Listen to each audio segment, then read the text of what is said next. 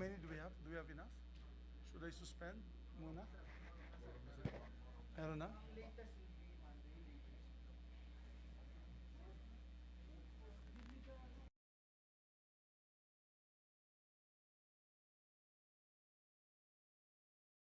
Senate, the first regular session of the 19th Congress is hereby called to order. Let us pause for a minute of silent prayer.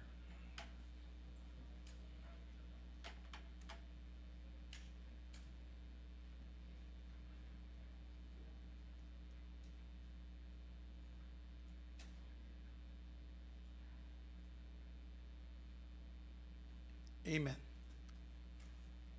Secretary, please call the roll. Roll call of members. The Honorable Senator Angara, Senator Binay, Senator Cayetano Alan, Senator Cayetano Pia, Senator De La Rosa, Senator Ejercito, Senator Escudero, Senator Estrada, Senator Gatchalian, Senator Go, Senator Ontiveros, Senator Lapid, Senator Legarda, Senator Marcos, Senator Padilla, Senator Pimentel, Senator Poe, Senator Revilla, Senator Tolentino, Senator Tulfo, Senator Villanueva, Senator Villar Cynthia, Senator Villar Mark, the Senate President. Present. I'm present. Yes, we see you're present. We marked you as present, ma'am.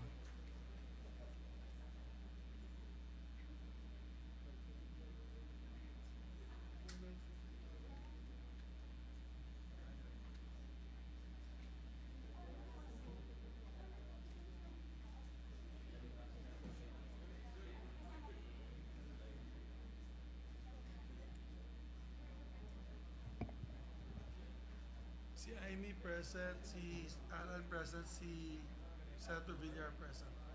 Online.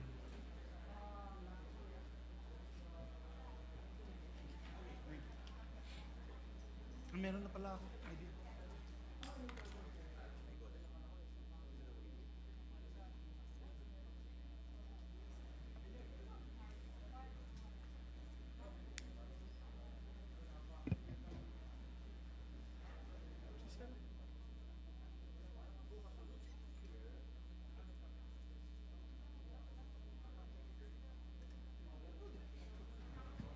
Yeah.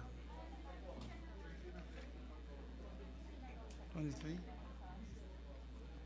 My dear colleagues, with 20 senators present, physically present, and 3 senators virtually present, with a total of 23 members present, the chair hereby declares the presence of a quorum. We'd just like to put on record that our distinguished colleague, Senator Cynthia Villar, had tested positive today for COVID-19. We would like to wish her well and pray for her speedy recovery, and for all our members also to be extra careful in this time where COVID is still surging. So she's online. For the record, she's online and answered the call of the quorum of the roll call earlier. So, Majority Leader. Yes, we are all praying for Senator Cynthia's speedy recovery. So as Senator Alan Cayetanos and Senator Amy Marcos complete recovery, Mr. President. Mr. President, at this juncture, I move that we defer the approval of the Journal of the 7th Session, Monday, August 8, 2022, at a later hour, Mr. President. There being no objection to the motion of the Majority Floor Leader, hereby approved.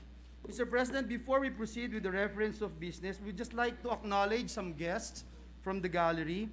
Guests of Senator Win Gatchalian, Mayor Henry Joel Teves, together with LGU officials of Nauhan Oriental Mindoro.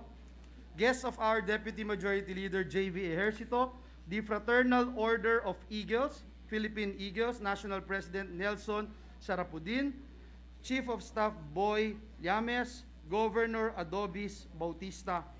Also, here with us, Mr. President, guest of Senator Bato de la Rosa, the PNP Karate Team, Police Master Sergeant John Vincent de la Peña, Police Senior Master Sergeant Derby Lacorte, Police Staff Sergeant Raquel Lacorte, Police Chief Master Sergeant Luchi Bilocura, Police Corporal Dominador Edos Jr., Police Master Sergeant Christine Franz Ramos, Police Corporal Claudine May Carcillar, Police Corporal Randolph Maragun.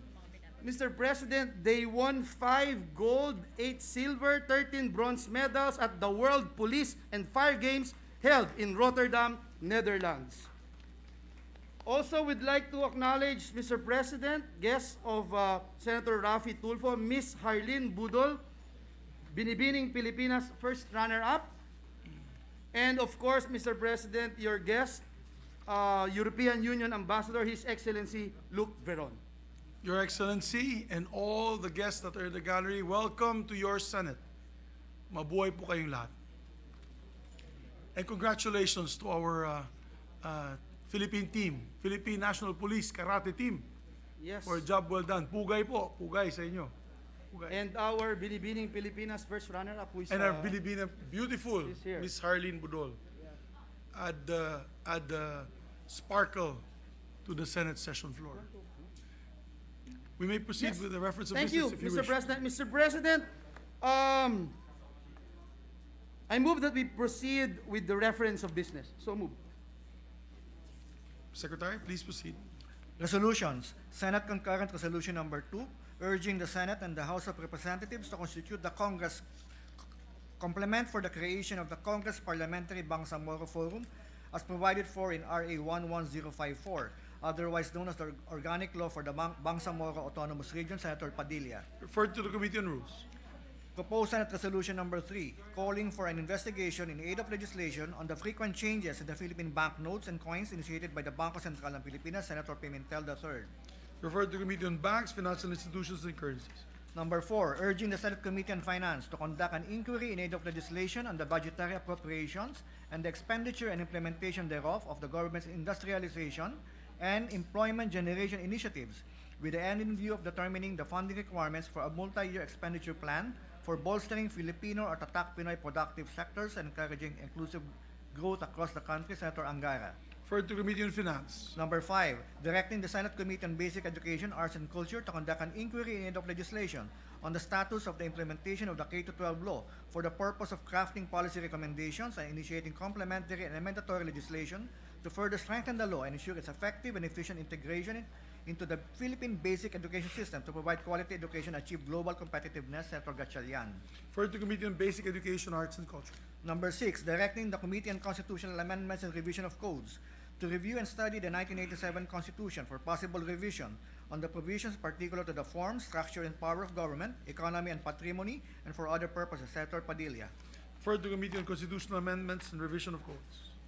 Number 8, urging the Office of the Executive Secretary to conduct the vetting process of the nominees that will compose the Marawi Compensation Board for purposes of their appointment by the President as provided under RA 11696 or the Marawi Siege Victims Compensation Act of 2022 by Senator Padilla. Referred to Committee on Rules. Number 9, urging President Ferdinand R. Marcos Jr. to resume bilateral talks with the People's Republic of China for purposes of cooperation on oil and gas development in the West Philippine Sea, Senator Padilla. Referred to Committee on Foreign Relations. Number 11, directing the Senate Committee on Basic Education, Arts and Culture to conduct an inquiry in aid of legislation on the impact of the pandemic, school closures, and recovery mechanisms for the basic education sector for the purpose of determining the effects thereof, identifying and addressing the gaps, issues, and challenges in the implementation of the programs of the Department of Education and crafting complementary legislation, Senator Gatchalian. Referred to Committee on Basic Education, Arts and Culture. Number 12, directing the appropriate Senate committee to conduct an inquiry in aid of legislation on strengthening the complementary roles of public and private institutions in the Philippine educational system and formulating a dynamic and responsive framework to further operationalize the principle of complementarity to achieve the country's national objectives and sustainable development goals in education. Senator Gatchalian. Referred to Committee on Basic Education, Arts, and Culture. 13, directing the Senate Committee on Basic Education, Arts, and Culture to conduct an inquiry in aid of legislation on the rising number of adolescent pregnancy and human immunodeficiency virus among the youth for the purpose of strengthening the existing comprehensive sexuality education or the Department of Education and integrating effective preventive measures in the basic education system. Senator Gatchalian. Committees on Basic Education, Arts, Culture, and Youth. 14, directing the appropriate Senate committee to conduct an inquiry in aid of legislation on the recognition and promotion of the Filipino Sign Language as the language of instruction of deaf education as mandated under RA 11106 or the Filipino Sign Language Act for the purpose of determining its impact to deaf learners and teachers under the K-12 basic education system, identifying and addressing implementation gaps, issues and challenges, and crafting complementary or amendatory legislation. Senator Gatchalian. Referred to Committees on Basic Education, Arts, Culture, Higher Technical and Vocational Education. 15, directing the appropriate Senate committee to conduct an inquiry in aid of legislation on the status of the implementation of RA 10968, otherwise known as the Philippine Qualifications Framework Act, to ensure the fulfillment of its objectives. Senator Gatchalian. Referred to Committees on Higher Technical Vocational Education, Basic Education, Arts, and Culture. 16, honoring and commending the 8 new national artists by virtue of Presidential Proclamation number 1390. Senator Legarda. Referred to Committee on Rules. Number 17, expressing profound gratitude and appreciation of the Senate of the Philippines to His Excellency President Rodrigo Roa Duterte for his stellar and invaluable service to the nation as the 16th President of the Republic of the Philippines. Senator Revilla Jr. Referred to Committee on Rules. 18, commending and congratulating the members of the Philippine team who have won in their respective sports categories, thus bringing the Philippines medal haul to a total of 227 medals during the recently concluded 31st Southeast Asian Games held from May 22 to 23, 2022 at Hanoi, Vietnam. Senator Revilla Jr. Referred to Committee on Rules. 19, expressing the profound sympathy and sincere condolences of the Senate of the Philippines on the untimely and horrific death of Filipino lawyer and former Senate Legislative Staff Attorney John Albert Jal Lilo after a random shooting in Philadelphia, United States of America, and condemning in the strongest sense the senseless slaying of a fellow Filipino. Senator Revilla Jr. Committee on Rules. 20, urging the Senate Committee on Ways and Means and the appropriate Senate committees to conduct an inquiry in aid of legislation into the possibility of imposing and collecting taxes from multinational online streaming services and the digital economy in general. Senator Revilla Jr. Committee on Ways and Means. Referred to Committee on Ways and Means. 21, congratulating and commending Juna Chuki for bagging the gold medal in the Women's Committee 50 kilogram division in the 2022 World Games held in Birmingham, Alabama, United States. Senator Lapid. Referred to Committee on Rules. 22, commending the 2022 Order of National Artists awardees for their outstanding contributions to the development and promotion of Philippine arts and culture. Senator Lapid. Referred to Committee on Rules. 23, congratulating and commending Carlos Edriel Pokis Yulo for winning 3 gold medals in the floor exercise, vault, and parallel bars events, and a silver medal in the all-around event in the men's division of the 9th Senior Artistic Gymnastics Asian Championships held last June 17 to 18, 2022 in Doha, Qatar. Senator Lapid. Referred to Committee on Rules. 24, urging the Senate Committee on Economic Affairs to conduct an inquiry in aid of legislation on the current state of the Philippine electronics industry and to find ways to increase its competitive advantage and enable its integration to the global electronics value chain. Senator Poe. Referred to Committee on Economic Affairs. 25, directing the Committee on Women, Children, Family Relations, and Gender Equality and other appropriate committees to conduct a review in aid of legislation of the existing laws with provisions which are considered as discriminatory to women with the end in view of amending and or repealing this as mandated by RA 9710 or the Magna Carta of Women. Senator Cayetano P. Referred to Committee on Women, Children, Family Relations, and Gender Equality. 26, directing the Senate Committee on Women, Children, Family Relations, and Gender Equality to conduct an inquiry in aid of legislation into the reported culture of abuse, harassment, and violence at the Philippine High School of the Arts with the end in view of creating safer spaces for children in all educational and training institutions consistent with the provisions of RA 11313 or the Safe Spaces Act. Senator Ontiveros. Referred to Committee on Women, Children, Family Relations, and Gender Equality. 27, urging the Department of Justice to withdraw immediately the remaining charges against detained former Senator Laila M. De Lima in light of the recent recantations given by key witnesses in her drug cases and move for her release from unjust and arbitrary detention by Senators Ontiveros and Pimentel III. Referred to Committee on Justice and Human Rights. 30, directing the Senate Committee on Finance to conduct an inquiry in aid of legislation on the state of health financing in the Philippines, including the state of health infrastructure, health personnel, health insurance, and the linkages between local and national health initiatives, with the ended view of determining the needed legislation to strengthen the country's healthcare system. Senator Angara. Referred to Committees on Finance, Health, and Demography. 31, directing the appropriate committee to conduct an inquiry in aid of legislation on the reported lack of access of certain Filipino migrant workers to social protection programs, with the end in view of identifying specific interventions to preserve and promote the welfare of all overseas Filipino workers. Senator Angara. Referred to Committees on Labor and Employment and Foreign Relations. 32, directing the appropriate Senate committee to conduct an inquiry in aid of legislation on the recurrent brownouts experienced by Occidental Mindoro electric consumers. Senator Gatchalian. Referred to Committee on Energy. 33, directing the appropriate Senate committee to conduct an inquiry in aid of legislation on the activities, outputs, and accomplishments of the Nuclear Energy Program Interagency Committee and its recommendation for the country to embark on nuclear power program. Senator Gatchalian. Referred to Committees on Energy, Science, and Technology. 34, directing the appropriate Senate committee to conduct an inquiry in aid of legislation on the electrification of all public primary and secondary schools. Senator Gatchalian. Referred to Committees on Energy, Basic Education, Arts, and Culture. 35, directing the appropriate Senate committee to conduct an inquiry in aid of legislation on the issues surrounding the coexistence of the Philippine electricity market operation and the independent electricity market operator of the Philippines, with the end in view of ensuring efficiency and transparency in the operation of the wholesale electricity spot market. By Senator Gatchalian. Referred to Committee on Energy. 36, directing the appropriate Senate committee to conduct an inquiry in aid of legislation on the implementation of R 8479, or the Downstream Oil Industry Deregulation Act of 1998, with the end in view of introducing remedial legislation as may be necessary. Senator Gatchalian. Referred to Committee on Energy. 37, directing the appropriate Senate committee to conduct an inquiry in aid of legislation on the recent memoranda issued by the National Electrification Administration on the appointment of general managers of electric cooperatives with the end in view of protecting the interests of electric consumers. Senator Gatchalian. Referred to Committee on Energy. 38, directing the appropriate Senate committee to conduct an inquiry in aid of legislation on the impact of Green Energy Auction Program on the electricity consumers with the end in view of ensuring affordability of supply or electric power. Senator Gatchalian. Referred to Committee on Energy. 39, directing the appropriate Senate committee to conduct an inquiry in aid of legislation on the quality of electric power service in the province of Palawan with the end in view of protecting the interests of Palaweños. Senator Gatchalian. Referred to Committee on Energy. 40, directing the appropriate Senate committee to conduct an inquiry in aid of legislation on carbon capture and storage technology and other new clean energy technologies with the end in view of mitigating greenhouse gas emissions while ensuring energy security in the country. Senator Gatchalian. Referred to Committee on Energy.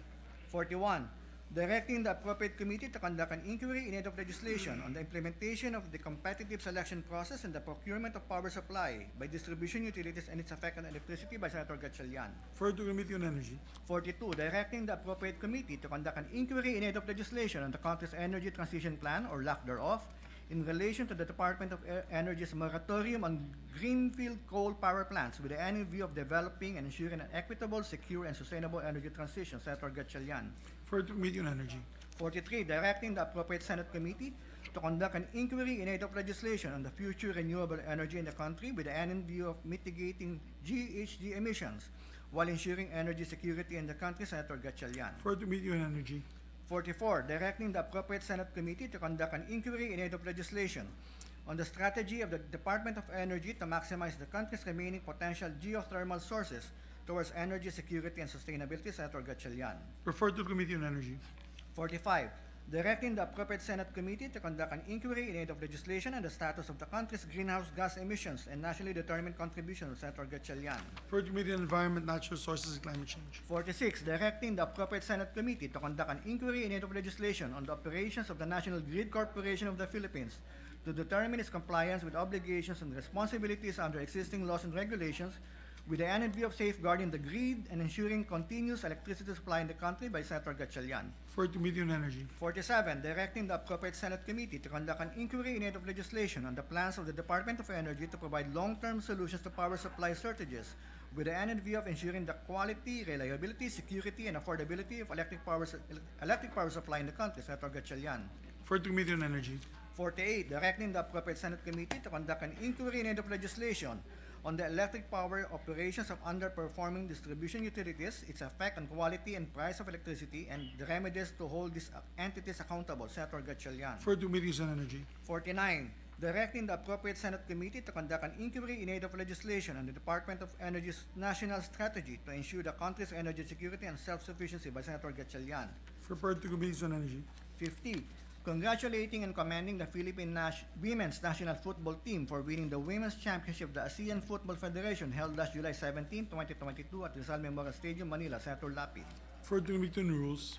51, congratulating and commending the Team Filipinas, the Philippine Women Football National Team, for their maiden victory in the 12th ASEAN Football Federation Women's Championship held in Manila, Philippines, and for bringing honor and pride to the country. Senator Revilla Jr. Referred to the Committee on Rules.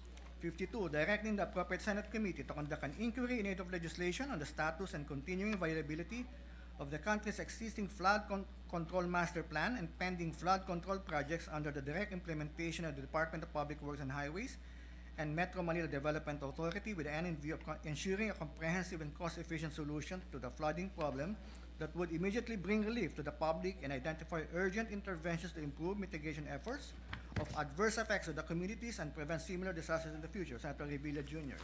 Referred to Committee on Public Works.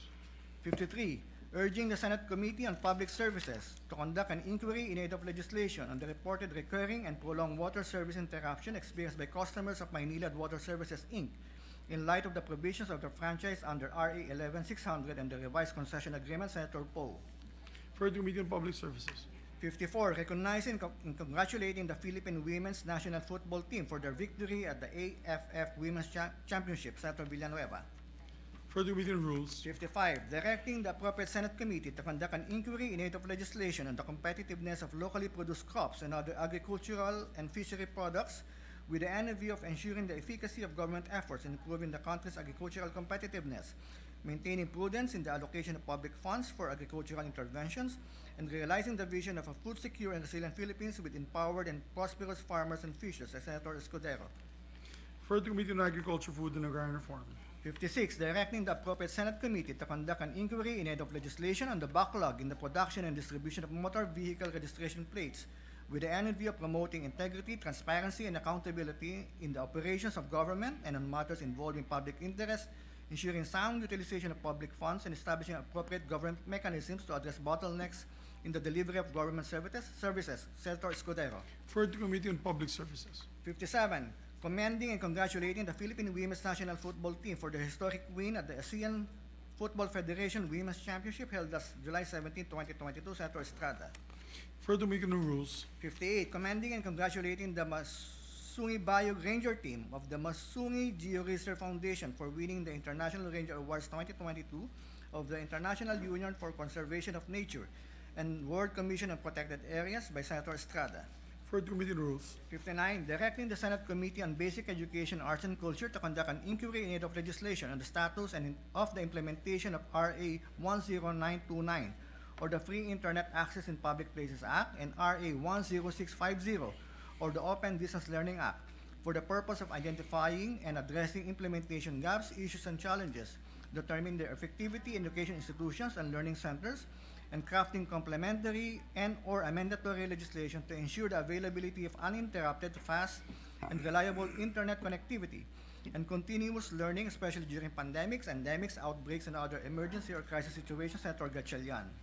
Referred to Committees on Higher Education, Technical Vocation, Education, and Science and Technology. 61, directing the appropriate committee to conduct an inquiry in aid of legislation into the status of the People's Television Network, also known as PTV, with the end in view of evaluating the implementation of RA 7306 as amended by RA 10390 and ensuring fiscal transparency and accountability. Senator Legarda. Referred to Committee on Public Information and Mass Media. 62, commending and congratulating the members of the Filipinas football team for winning the 2022 ASEAN Football Federation Women's Championships. Senator Go. Referred to Committee on Rules. 63, congratulating and commending Ernest John Uy Obiena for winning the bronze medal in the pole vault event in the men's division of the 2022 World Athletics Championship held last July 15 to 25, 2022 in Oregon, USA. Senator Lapid. Referred to Committee on Rules. 64, directing the appropriate Senate committee to conduct an inquiry in aid of legislation on the status of implementation of various government railway projects with the end of view of crafting measures that shall fast-track construction, and prevent further delay of their completion, Senator Ejercito.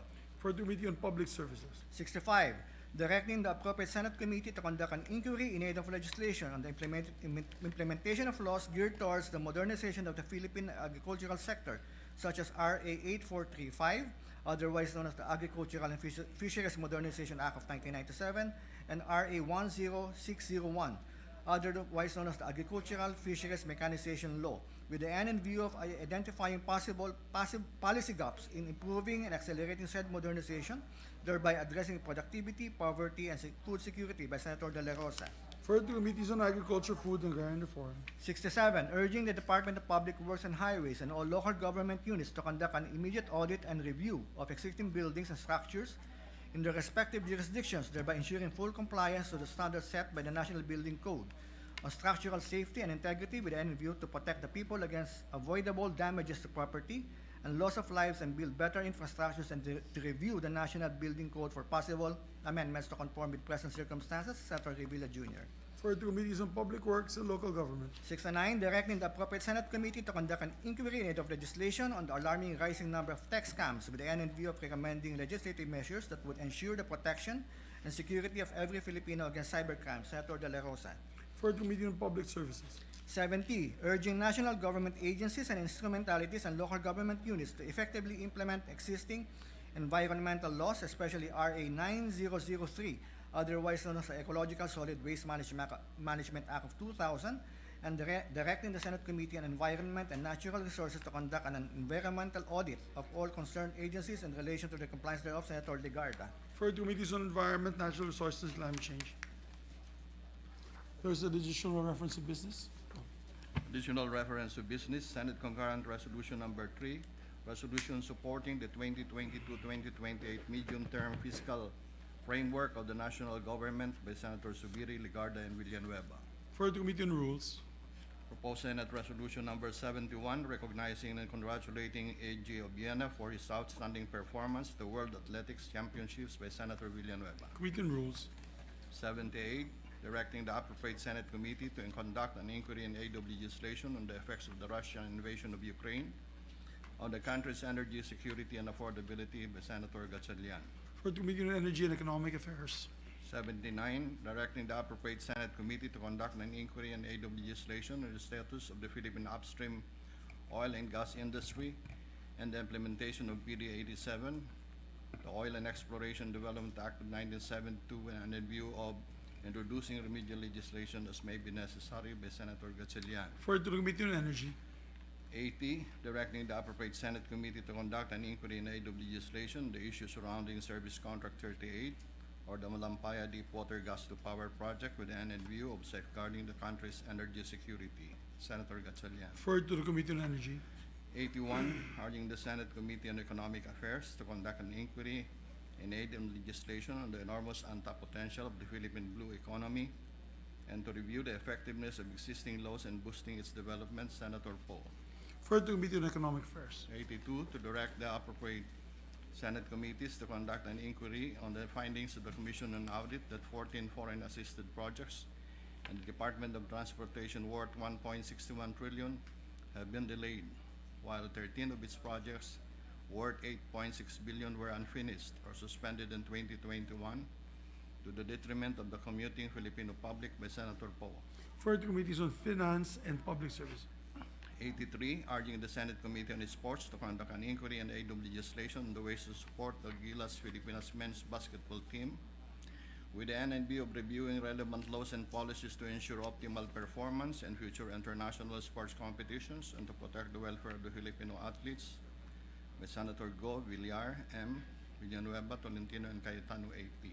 Referred to the Committee on Sports. 85, directing the Senate Committee on Health and Demography to conduct an inquiry in aid of legislation on the preparedness of the country to contain and suppress monkeypox, which has been declared by the World Health Organization as a public health emergency of international concern with an end in view of preventing the overburdening of the healthcare system by Senators Go and Padilla.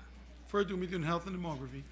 86, urging the executive branch to immediately support the restoration of cultural heritage sites and national landmarks which were damaged by 7.0 magnitude earthquake which is struck northern Luzon with an end view of ensuring the conservation and preservation of their historical significance, and the regeneration of affected jobs and livelihoods by Senators Go and Padilla. Referred to Committee on Basic Education, Arts and Culture.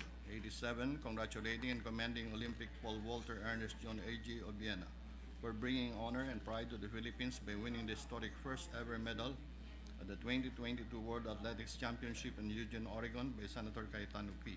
Referred to Committee on Rules. 88, congratulating and commending the Philippine Women's National Football Team, also known as the Filipinas, for qualifying the 2023 Women's FIFA World Cup following their historic quarter-final win against China's Taipei and the AFC Women's Asian Cup in Pune, India, By Senator Cayetano. by Senator Cayetano Referred P. to the Committee on Rules. 89, congratulating and commending the Philippine Women's National Football Team, also known as the Filipinas, for winning the country's first ever Asian Football Federation Women's Championship at the Rizal Memorial Stadium in Manila, Philippines, by Senator Cayetano P. Referred to Committee on Rules.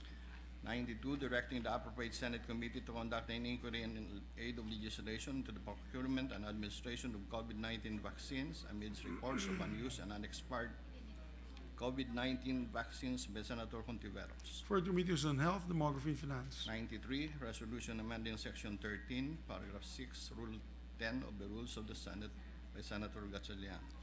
Referred to Committee on Rules. 94, recommending the creation of a task force to address and combat the spread of monkeypox disease with the end in view of a more comprehensive and holistic governmental approach, Senator Revilla Jr. Referred to Committee on Health and Demography. 95, reconstituting the Special Committee on Marawi City Rehabilitation by Senator Villanueva. Referred to Committee on Rules. 96, congratulating and commending Filipino-Japanese karateka Juna Villanueva Chuki for winning gold in the committee 50-kilogram event during the 2022 World Games held in Alabama, United States of America, for being honors and pride to the country by Senator Revilla Jr. Referred to Committee on Rules. 97, congratulating and commending Filipino pole vaulter Ernest John Oy Obiena for his historic bronze medal win in the 2022 World Athletics Championship from July 15 to 25, 2022 at Oregon, USA by Senator Revilla Jr. Referred to Committee on Rules. 98, directing the Committee on Basic Education, Arts and Culture and other appropriate committees to conduct an inquiry on the review and implementation of the K-12 Basic Education Program by Senator Villanueva. Referred to Committee on Basic Education, Arts and Culture. 99, recognizing and congratulating Angeline Colonia for outstanding performance at the Asian Youth and Junior Weightlifting Championships by Senator Villanueva. Referred to Committee on Rules. 100, resolution directing the Committee on Labor, Employment, and Human Resources Development and other appropriate committees to conduct an inquiry on the government programs and initiative to harness the potential of the salt production industry as a job generator, as an instrument for economic development by Senator Villanueva. Referred to Committees on Labor, Employment, Human Resource Development, Trade, Commerce, and Entrepreneurship. Majority Leader. Thank you, Mr. President. Before we proceed, Mr. President, let me just acknowledge some guests of our colleagues, Senators Bongo and Robin Hood Padilla. They are Mayor Johar Disomimba of Tamparan, Lanao del Sur, Mayor Sodais Dimaporo of Binidayan, Lanao del Sur, Mayor Kalediasin Papandayan of Tubaran, Lanao del Sur. They are here with us, and we welcome them in the Senate, Mr. President. And also, I had with us in the office earlier, Governor of Tawi-Tawi. He visited my office, Governor Sally, and Yes. several mayors from Tawi-Tawi. We welcome all of them in the halls of the Senate. Mr. President, the distinguished lady from the city of Taguig and Pateros would like to make a short manifestation. Yes. I move that she be recognized. Mr. Our distinguished colleague from Taguig and Pateros, Senator Pia Cayetano. Thank you, Mr. President. This will be short. Perhaps we can ask our medical team to brief us once more tomorrow, maybe, because I'm a little bit overwhelmed with the number of people we have. And I sit here, and because we have very distinguished guests, which we are all very proud of, nandito na lahat ng ating mga kaibigan sa media, which is, it's their right. Wala akong pinipigilan, except that araw-araw may bago tayong colleague na merong COVID and then pati ho sa staff natin. So I just want to ensure that we are guided by whatever protocol we have in place. And ako personally, with the permission of my colleagues, I would like na ibalik yung air purifier sa tabi ko. Kasi I want to visit my mom. She's 70 plus years old. I don't want to be restricted in being with her. So I have to protect myself as much as possible. So yun lang naman ang reason, Mr. President, kasi lahat tayo may inuuwian na vulnerable sa pamilya natin. So yun lang, asking our medical team to properly guide us so that we can welcome as many people as necessary, but we can also observe proper protocol. And my staff is also sitting here. I think we were told na i-limit din yung staff. Naintindihan ko naman yun, di ba? Pero later on, pag nagdi-defend tayo, siguro priority na nandyan yung staff natin na pati mga mga resource person. So, I also feel for them na as in talagang para na silang sardinas pagka may mga lumalapit. So, can we just address that, Mr. President? Thank you very Yes. much. Thank you. I'd like to ask the Secretary, we can do that, Your Honors, we can do that this afternoon. I can ask our Senate medical team to brief us.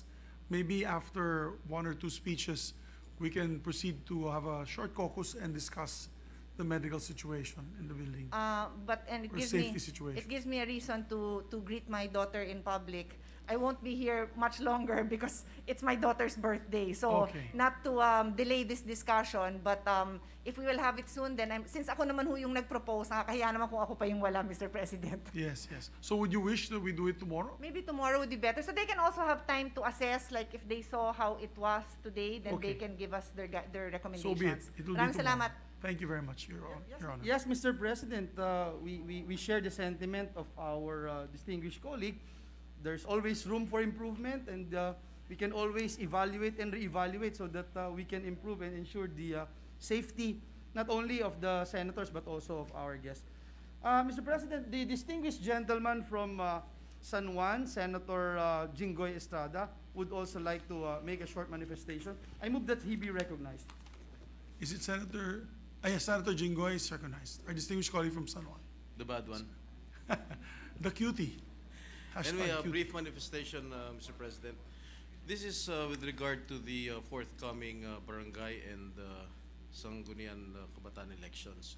Since Senator Chis Escudero has filed a bill postponing the barangay and SK elections, and this representation also filed a bill, but hasn't been referred yet to the appropriate committee.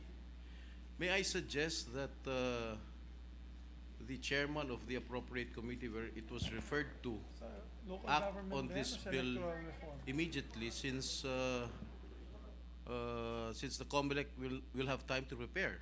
If we approve of the postponement of the barangay and SK elections, then the COMELEC will not prepare anything. But if we disapprove, or if we continue to have the barangay and SK elections, then the COMELEC has time to prepare. Yes.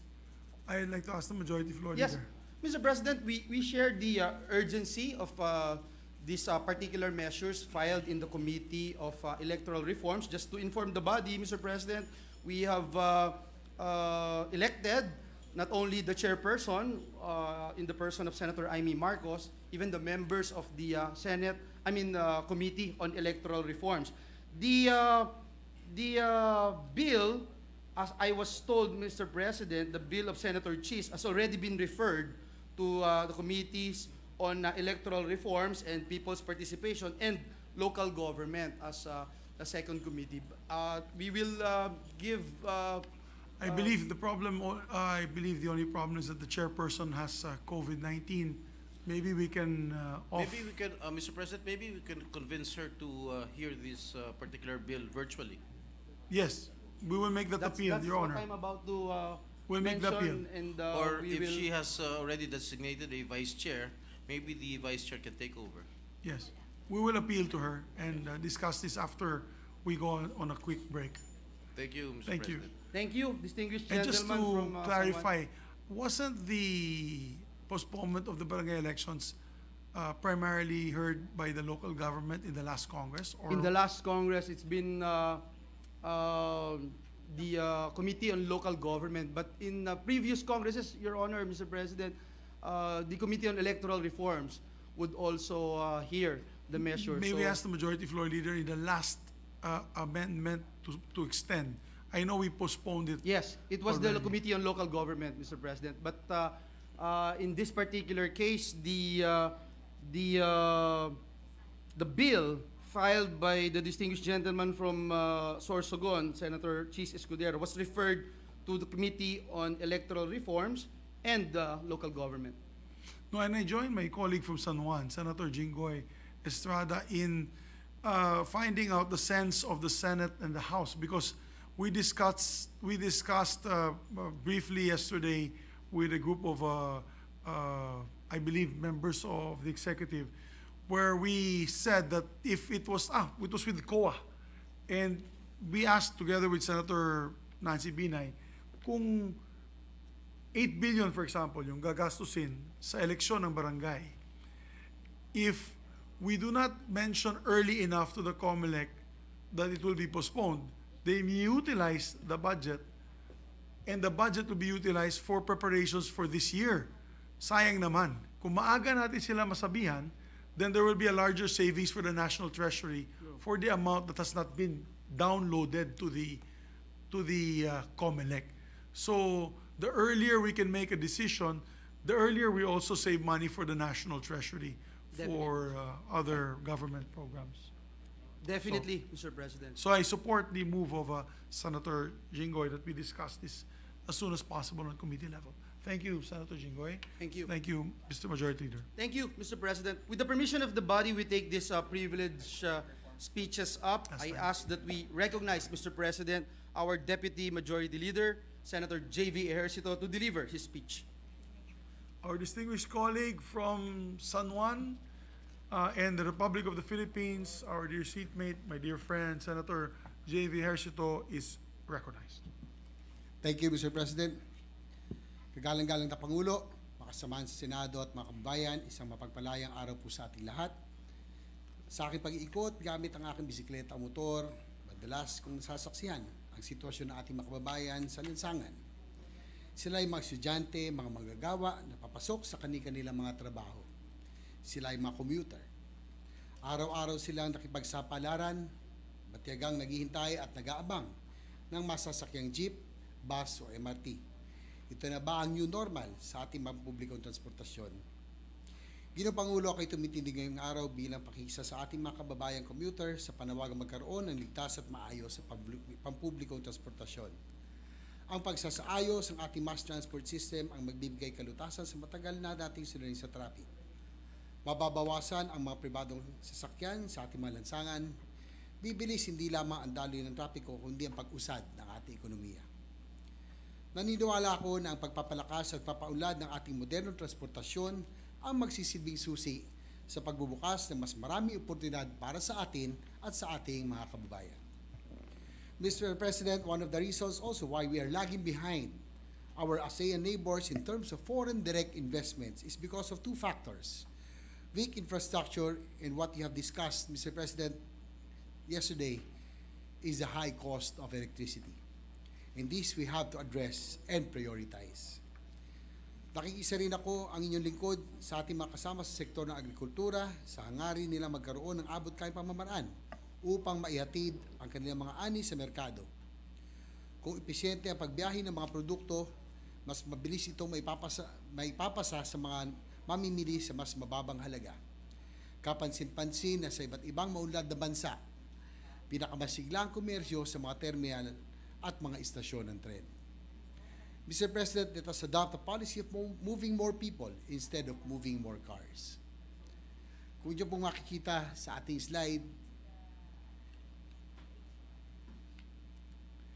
yan po, kung nakikita ninyo, kapag kotse po at panay sasakyan ang nasa lansangan, iilang tao lamang ang para maigalaw, no? Para makalipat ang ibang tao ay napakaraming sasakyan. Ang kombinasyon nga kung isang tren, no, na 1,000 passengers ang capacity, ay katumbas nito ay 15 buses or anywhere from 250 to 1,000 cars, lalo na kung nag-iisa lamang ang nakasakay sa kotse. So, yan po, what does it take to move 1,000 people? It's one train or 250 cars or 15 buses. At ito ay ano rin sa mga advokasya nila Senator Pia, Senator Lawrence, Senator Risa tungkol sa carbon footprint. No? Kung meron tayong train, kung yung makikita, ay yun lang din po ang isang makina compared to 250 running or of combustion engines that are running. Kapag mabagal ang daloy ng traffic, bumabagal din ang daloy ng ekonomiya. Ayon sa huling report ng Japan International Cooperation Agency or JICA, 3.5 billion ang halaga ng ang nawawala sa traffic kada araw. Maaari pa itong umabot hanggang 5.4 billion kada araw sa taong 2035 kung hindi natin tayo makapagbigay ng agaran at mapangmatagalang solusyon. Sa bagong ulat ng Numbeo Traffic Index 2022, nasa ika-12 pwesto sa pinakamatraffic na lugar sa buong mundo ang Maynila. At nangunguna naman sa lahat ng bansa sa Southeast Asia. Ayon naman sa ulat ng TomTom Traffic Index, nasa pang-18 pwesto ang Metro Manila sa 404 na syudad sa 58 na mga bansa sa buong mundo na may pinakamabigat na daloy ng traffic. Mr. President, dahil dito ay ganoon kalayo ang narating ng ating railway system, hindi rin tuluyang makaarangkada ang ating ekonomiya. In the latest available Global Competitive Report, we rank 102nd out of 141 countries with a score of 41.5 out of 100 in terms of our traffic infrastructure. Among the Asian countries, the Philippines received the lowest rated railway service with a score of 2.4, ranking 86 out of 101 countries globally. Meanwhile, on the ground, this means long lines in terminals, congested roads. The Filipino commuters suffer the consequences of an efficient transport system. In terms of regional accomplishment, the Philippines continue to lag behind its ASEAN neighbors in its share of foreign direct investments. While numerous factors of FDI, this data reflects a global competitiveness and means that foreign investors continue to shy away from investing in our country. In a span of 10 years, from 2010 to 2015, the Philippines ranked 6th among ASEAN countries in terms of foreign direct investments, trailing behind Singapore, Indonesia, Malaysia, and Thailand, and now Vietnam. From 2016 to 2020, the Philippines ranked far fourth as it secured only 8,740 million compared to Vietnam, which ranked third with 14.8 million dollars foreign direct investment. Fortunately, FDI is just one of the most immediate issues we need to address. Dati po, Ginoong Pangulo, ang Pilipinas ay lagi nasa top 5 ng ASEAN. Pero ngayon ay naunahan na rin po tayo ng Vietnam. Mr. President, ang aking patagal ng panukalan ay ang pagpapatibay sa ating railway system, itong magiging hudyat sa tuloy-tuloy na kaunlaran at magsisilbing sandigan ng ating ekonomiya. Hindi may kakailan na ang mababang kalidad ng infrastruktura sa bansa, katulad ng railway system, ay dahil sa mababaring paglaan ng pondo para rito. Sa panahon ni dating Pangulong Rodrigo Duterte, nagkaroon tayo ng pag-asa dahil sa dihamak na mas mataas sa public infrastructure spending sa ilalim ng kanyang Build program, kung saan nag-target na maglaan ng 8 trillion para sa infrastruktura. From 2001 onwards, the average spending for public infrastructure is a meager 2.68% of the gross domestic product. Towards the end of the past administration, it surged to a record high 1.12 trillion or equivalent to 5.8% of the GDP. The ideal spending, Mr. President, is supposedly 5 to 8% of the gross domestic product. But our country has been only allotting 2% of our gross domestic product for our infrastructure development. The Build program was expected to bring the country to the golden age of Philippine infrastructures with new roads, railways, and other flagship projects in the pipeline.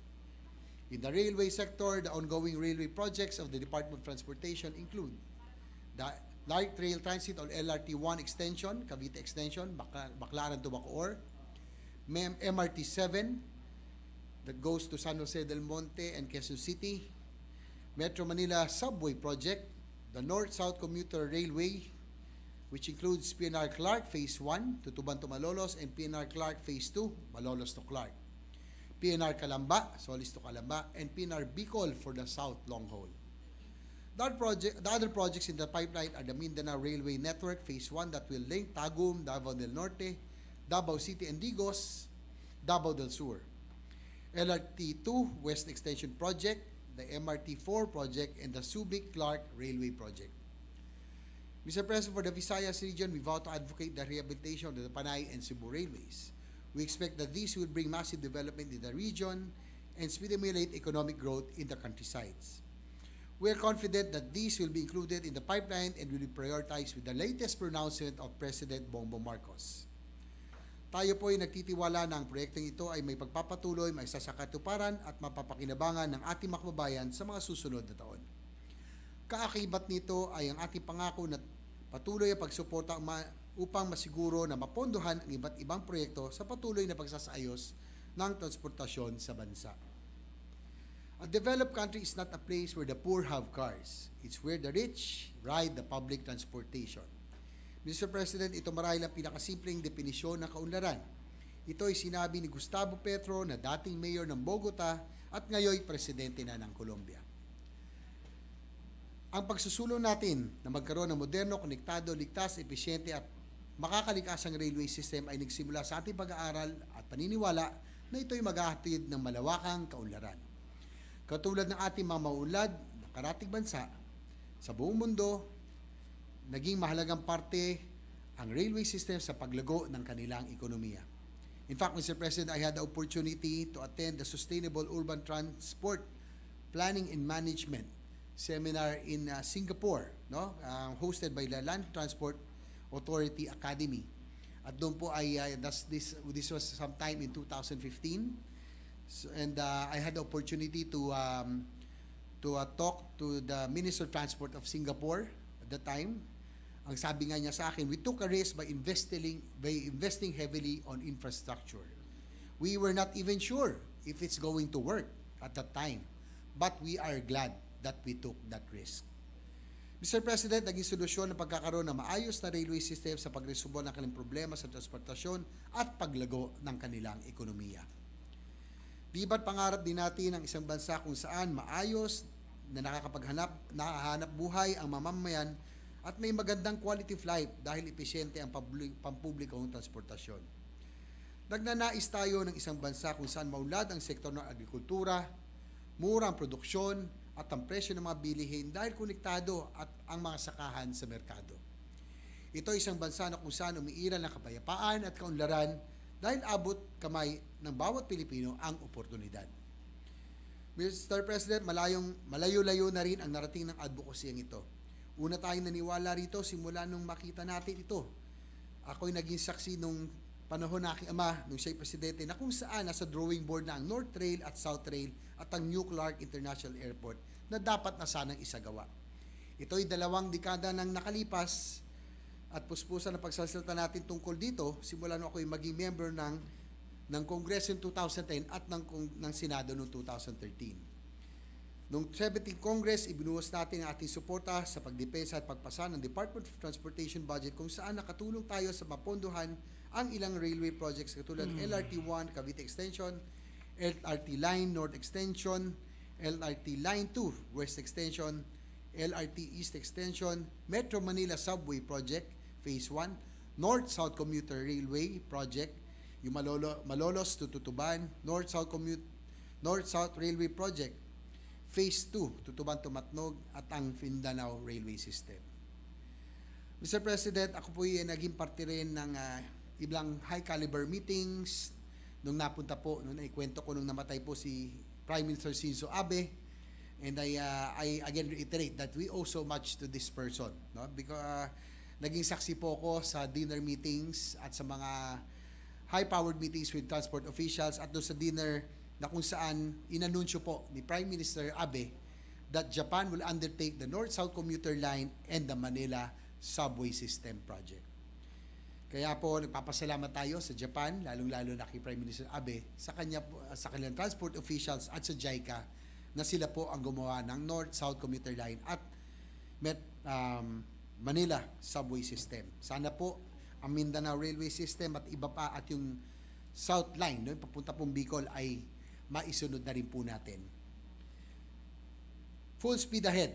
Yan po ang marching order ni President BBM sa kanyang katatapos lamang na State of the Nation address.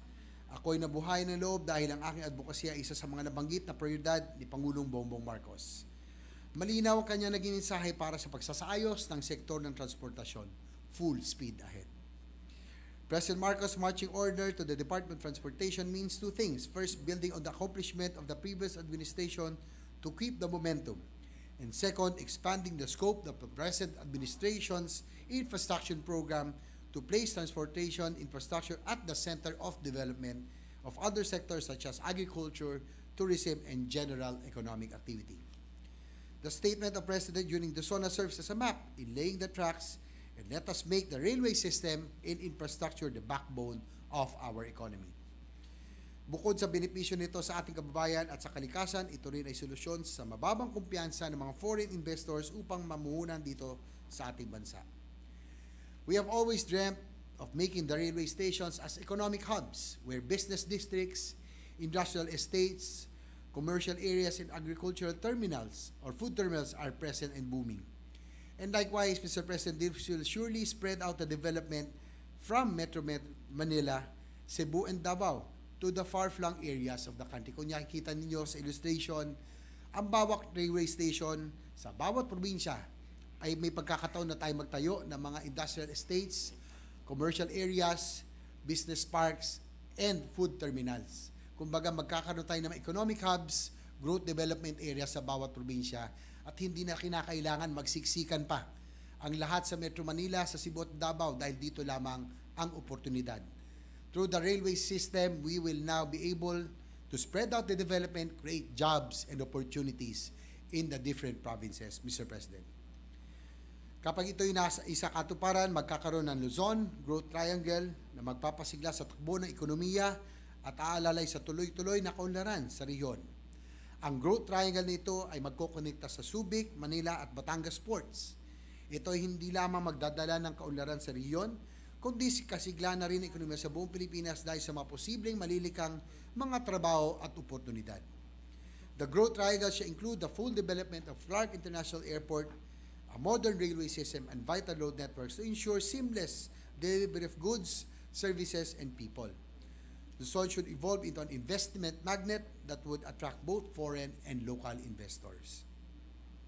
Lubos din ako naniniwala ng maayos na railway system ay susi sa kayusan at pangmatagalang kapayapaan sa Mindanao. Panahon na upang matapos ang kaliwat-kanang kaguluhan at karahasan na siyang nagpapahirap sa ating mga kababayan. Dapat matigil na ang insurgency sa eastern side, ang secessionist at rebellion sa western and central Mindanao. Gagawin po natin pag kumalat na po ang development o magkaroon ng oportunidad through the railway system, ay tingin ko ito'y magdadala ng oportunidad at trabaho doon sa mga lugar na salat sa kaunlaran.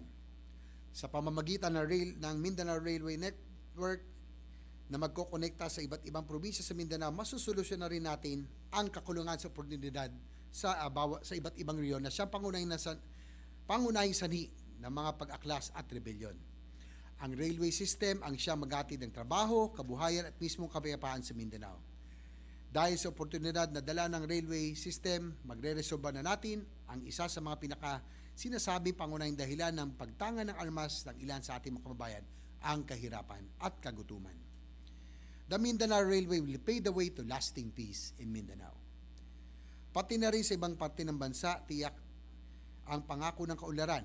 Ang Bicol Region ay sagana sa malikas na kayamanan at ganda ng tanawin, ngunit nananatiling isa sa pinakamahit na rehiyon sa bansa. Bukod sa sakunang pangkalikasan, nagiging hadlang din sa paglago ng ekonomiya ng rehiyon ang sira-sirang mga daan at kawalang alternatibong paraan upang maibiyahe ang kanilang kalakal. At isa na rin po ang distansya. Dahil malayo po ang Bicol, it became isolated. Sa pamamagitan ng PNR South Long Haul, mas lalawak ang oportunidad sa pag-unlad sa Bicol Region. Mr. President, in terms of the environmental impact and sustainability, rail is considered as one of the most energy-efficient and least carbon-intensive transport modes. This is according to the International Agency report in 2021.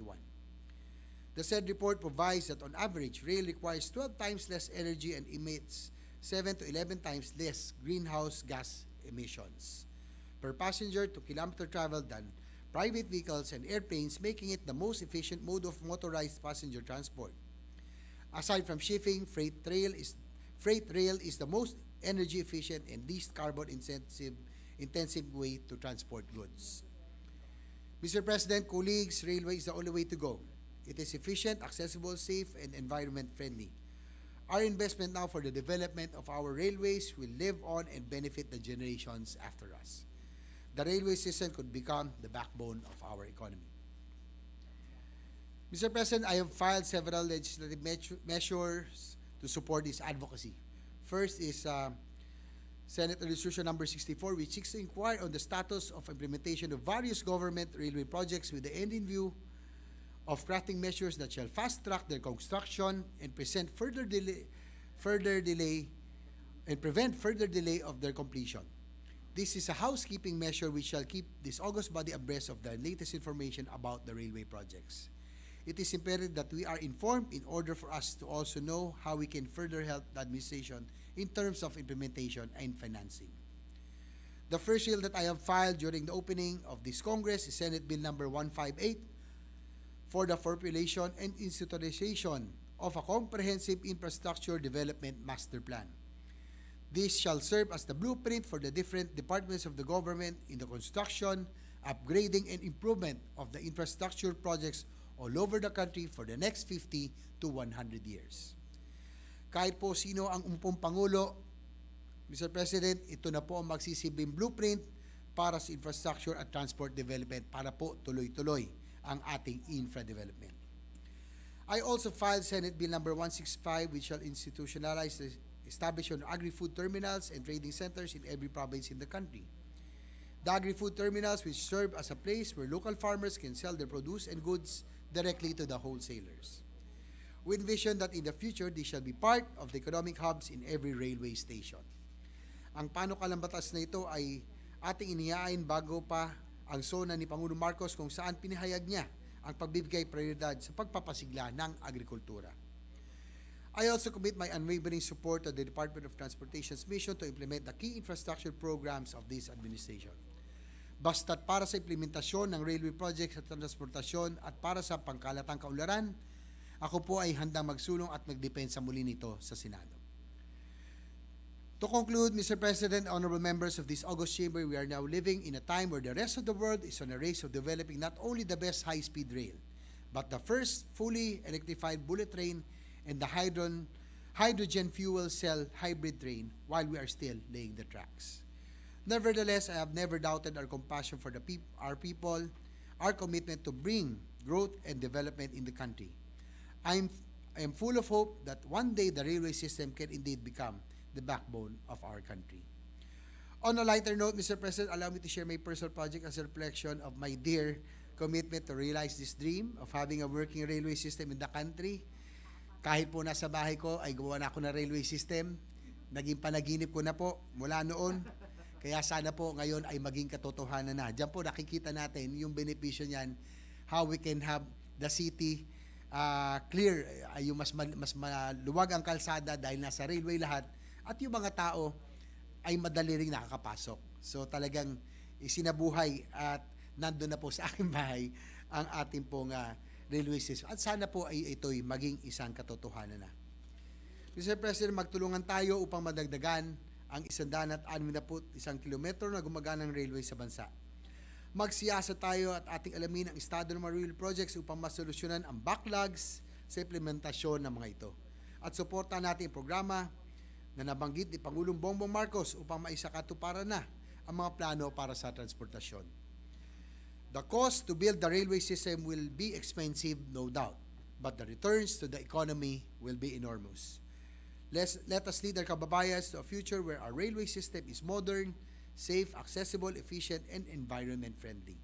Let us help them take back the quality of life that they have lost from battling everyday traffic and lack of means to travel. Let us invest in the country's developing sectors to the immense benefits of a reliable railway system. Let us give peace a chance through equal distribution of opportunities across the country. Let us work on these visions now. Sa ating pagtutulungan, nakakatiyak akong hindi madidiskaril ang ating mga pangarap na maginhawang buhay para sa lahat ng Pilipino. Maraming salamat po, Ginoong Pangulo, at magandang hapon po sa ating lahat. Maraming salamat sa ating kapatid, the gentleman from San Juan, Senator J.V.S. Ejercito, who has championed public transport in these halls of Congress for the last several years. Yes, Mr. President, we surely missed our seatmate, and obviously he missed the Senate, Mr. Yes. President. So we congratulate our country and people for May I make a bringing him request though, that we be also given a tour of this, his train sets at home sa bahay. That is his passion. Mr. President, this juncture, the distinguished lady from the city of Taguig and Pateros would like to ask some questions. I move that she be recognized, Mr. President. We'd like to recognize the distinguished colleague from Senator Taguig and Pia Pateros, no other than our Honorable Senator Pia Cayetano. Ma'am. Thank you, Mr. President. With the permission of the gentleman from San Juan, they are not really questions at this point, more of commendations, which he deserves. If I may proceed and commend His Honor. Mr. President, I have many things in common with the gentleman from San Juan. We are both bikers, not big bike. The one that you need to exert effort to move forward, road bike and mountain bike. And I thought his speech at first was going to be about how he got fitter by biking. So I also congratulate you for that, visiting the provinces, trying out the different delicacies and giving us some, and we await more. But let me go also to the meat of his presentation, his privilege speech, which is basically on sustainable transportation. Over 10 years ago, I filed a sustainable transportation bill, and by this time, there's at least maybe a third of the members of Senate who have filed, if not an identical, a similar bill. I did this with Tony Oposa, whose daughter was here as a TOYM awardee, and he also is a TOYM awardee. This bill was referred to the Committee on Sustainable Development, which I chair. So I would be happy, Your Honor, with, and of course, with, it depends on the Rules Committee and where His Honor, the gentleman, would like it to be referred. But insofar as sustainability is concerned, sustainable transportation, of course, our chairman of the Committee on Transportation is also here. But insofar as sustainability is concerned, I am prepared to call a hearing. It will be my first hearing after the organizational meeting on sustainable transportation. And I don't think the gentleman included it in his speech, but he also filed a similar bill to my bill, which is the subject of a committee report which passed on third reading in the Senate, the Safe Pathways. So those will already be heard by this committee, Your Honor. And anything that has to do with sustainability, I will be happy to move it forward. No, I won't encroach on the other issues like mga timelines ng mga projects. But in terms of looking into the future, that is something that our committee is very committed to look into. So I was very impressed with His Honor's bill on the master plan, because really we want to, whatever we do today should be something that prepares our next generation, yung mga apo na natin, yung mga great-grandchildren natin, that they will be able to use this. Hindi parang kotse na kailangan palitan. Sabi nga, after 3 years palit. Ako naman di mo nang papalit after 3 years. Pero, you know, like the train systems that we see in Europe and in other countries, no, na dekada buhay pa. I'm just saying this in one go, then we'll ask the gentleman for any quick response he'd like to give. So I'm a big believer of the railway system. And let me end by saying I also have a toy train collection. Probably not as elaborate and high-tech as His Honor, but I actually used to be the distributor of Thomas the Tank. So cute. Cute, yes. In my early days as a lawyer, I was a entrepreneur as well. And I got the distributorship of Thomas the Tank, the wooden tanks, the wooden version. So we even had a table where you move it around. Anyway, my children have had many happy hours, and I used to own a toy store And that was a hit because I put the demo trains there and the kids would just come and play with it.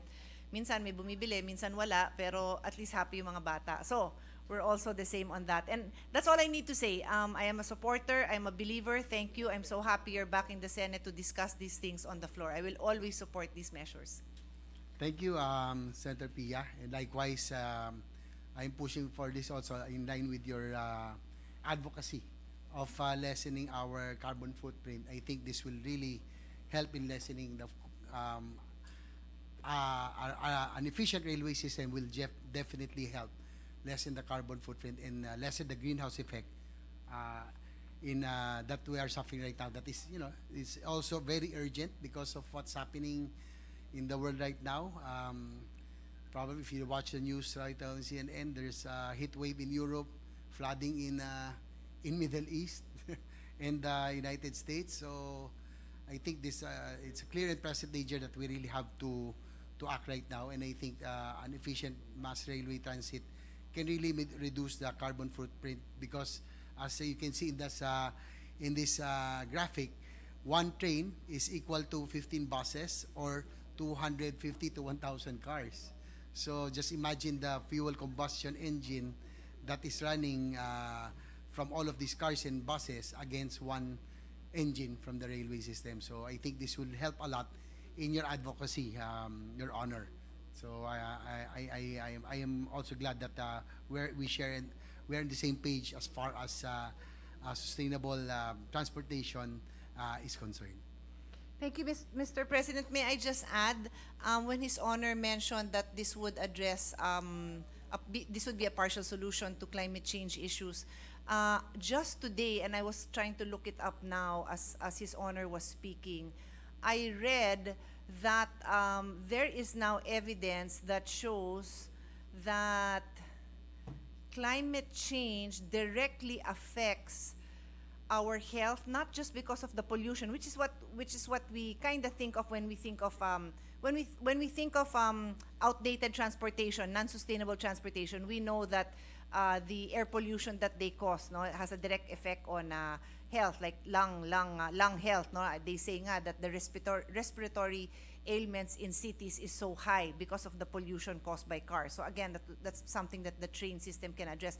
But I'm referring to ailments, including the rise in ailments like malaria, other infectious diseases, Your Honor, caused by bacteria or viruses. They said that it's been hundreds of years ago, people would associate weather with health. But now it is proven that climate change is affecting how viruses and bacteria affect us, how they have made certain illnesses come back with a vengeance. So I just wanted to mention this because it just shows how everything is interrelated, how our choice of transportation, how our business decisions would affect our health ultimately. And I know that that is also His Honor's advocacy. Thank you. Thank you, Cynthia. Thank you, Mr. President. Mr. President, next on the list is the distinguished gentleman from Cavite, Senator Bong Revilla. I move that he be recognized. Senator Revilla from the great province of Cavite is recognized. Thank you, Mr. President. Just a short manifestation to echo the concerns raised by the good senator from San Juan. They say that transportation is the glue of our daily lives. We depend so much on transportation sa pagpasok sa trabaho, sa eskwelahan, sa pagpunta sa ospital o sa pagbili ng merkado. We also rely on dependable transport system to move goods. Ang mga pagkain sa mesa, gamot sa ospital, gamit sa araw-araw na buhay ay nakasalalay din dito, Mr. President. The convenience of having a good transport system is even more amplified when it fails. Ito ang araw na pasan ng ating mga kababayan na walang magawa kung hindi pagtiyagaan kung anong meron. Siksikan, balyan, at traffic. Meron nga po tayong kasabihan, Mr. President, kung maikli ang kumot, Sanay naman daw ang Pilipinong mamaluktot, no? So, but as our colleague from San Juan has said, we must demand more, especially when we know that so much more can be given. Filipino people deserves better. We must intensify our efforts to strengthen our railway system. Up to this day, an efficient and reliable railway system is essential to growth and progress. It has always been the backbone of the best transport systems across the world. Marapat lamang na kalampagin natin mga ahensya upang mabigyan naman natin ng lunas ang problemang ito, no? Kaya panahon na, let us provide them with a better and accessible transport system, Mr. President. On that note, meron po akong may ilang katanungan with the permission of the gentleman from San Juan. Certainly, to the gentleman from Cavite, it will be an honor. Yes, while we are still laying tracks for the development of our railway system, what could be our short-term solution or proposal to lessen the burden of the Filipinos in light of this mass transport crisis? Alam niyo po, Mr. President, nung ako'y gobernador pa, itong LRT1 na to from Manila to Cavite, LRT extension na yan, noon pa pinograma yan. At ngayon pa lang parating sa lalawigan ng Cavite.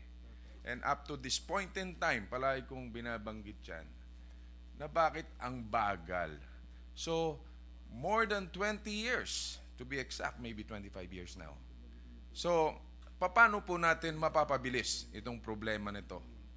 Itong sa ating railway system na ito, Ginoong Pangulo. Thank you, to gentleman from Cavite. Actually, totoo po yung sinasabi nyo, no? Na nakakainip na minsan. Buti na banggit nyo na kayo, Governor, ay sinimula na dapat yung LRT, one extension. At ngayon pa lamang, after more than 20 years, no? Ngayon pa lamang umuusad at mukhang sana umabot na ng Cavite at the soonest possible time. Nasa Parañaque na. Nasa Parañaque na. So, hopefully, umabot na rin doon sa ilang taon. Pero habang hinaantay pa natin, marami pa. Yung North-South Commuter Line, ay nakita ko ngayon nang ako'y nadaan ng SCTEX, bandang nasa Clark na po ang development. Yung pong Manila Subway System, sisimulan pa lang. Tapos yung South Long Haul ay sisimulan pa rin po kasi may problema po yung China na dapat gagawa ay mukhang nagkaroon pa ng problema, so medyo matatagalan pa ito. Sana nga po ay, ako personally, sana po Japan na lang gumawa dahil mas tinutuloy. Dahil yung North-South Commuter Line ay Japan po ang gumagawa at yung Manila Subway System. Anyway, siguro doon po sa katanungan ninyo kung ano ang pwede natin gawin habang inaantay natin na matapos ang mga matatagal, itong mga malalaking proyekto tungkol sa railways. By now, meron po tayong pinasa sa Senado ngayon, sa Kongreso, yung telecommuting. We can probably have a 4-day work week arrangement, yung Telecommuting Act for Alternative Work Management na alam ko pinasa ng ating Majority Leader. So para hindi na para at least yung 4-day work week ay makabawas tayo ng 1 week, no? At least sa pagbiyahe. Pangalawa ay doon sa pagtulong naman sa mga negosyo ngayon, meron po tayong bill ngayon. Although ngayon ay napapakinabangan na natin, we even consider them as the heroes of the pandemic, yung pang mga motorcycle, no? Couriers and motorcycle taxis. Nag-file po tayo ng bill para magkaroon sila ng basis. Hopefully, it will fall under our chairperson of public services incidentally here, yung pong public utility motorcycle as public utility vehicles act. So sana po ay they are still operating pero on lamang to, no? On provisional authority to operate. So sana dapat magkaroon na ng basis para I think they deserve it kasi naman nung pandemya nakita natin kung gaano ka-importante at nakatulong ito sa ekonomiya at sa mga negosyo habang naka-lockdown po. And last but not the least, as an avid biker, cyclist myself, tulad ni SNP Cayetano, probably dito sa Metro Manila, no, ay kaya naman magbisikleta, pwede siguro natin encourage, probably improve the bike lanes, para yung ma-encourage natin magbisikleta yung mga kaya naman, bike to work, And last but not the least, incidentally, Your Honor, we also placed 3.5 billion in 2017 or 2018 budget para po makabili muna ang PNR ng mga bagong bagon. No? We have new 9 train sets ang PNR. Kung nakikita nyo po yung mga bagong train sets ng PNR, ito po yung ginagamit na. And nabuksan na rin po yung Valenzuela hanggang Makati, hopefully hanggang umabot naman ng Calamba. So sa ngayon ay nagagamit ito. It lessened, Your Honor, it lessened the travel time from Valenzuela to Makati in only 37 minutes. Pag nagkotse ka without using the Skyway, that will probably take about an hour and a half to 2 hours. So yung mga bagong PNR trains ay pwedeng gamitin muna habang inaantay natin yung mga modern railway system. Yan po, Madam President. Thank you for the information, Mr. President.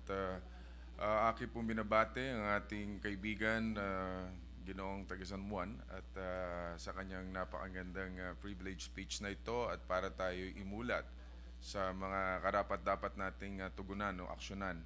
Kaya, Mr. President, I congratulate Senator Ejercito for this privilege speech. And sana po maaksyonan, mapabilis itong MRT, itong ating railway system sa ating bansa. Alam kong kailangan ng tulong pa rin ng private sector, no? At hindi kakayanin ng ating gobyerno nito.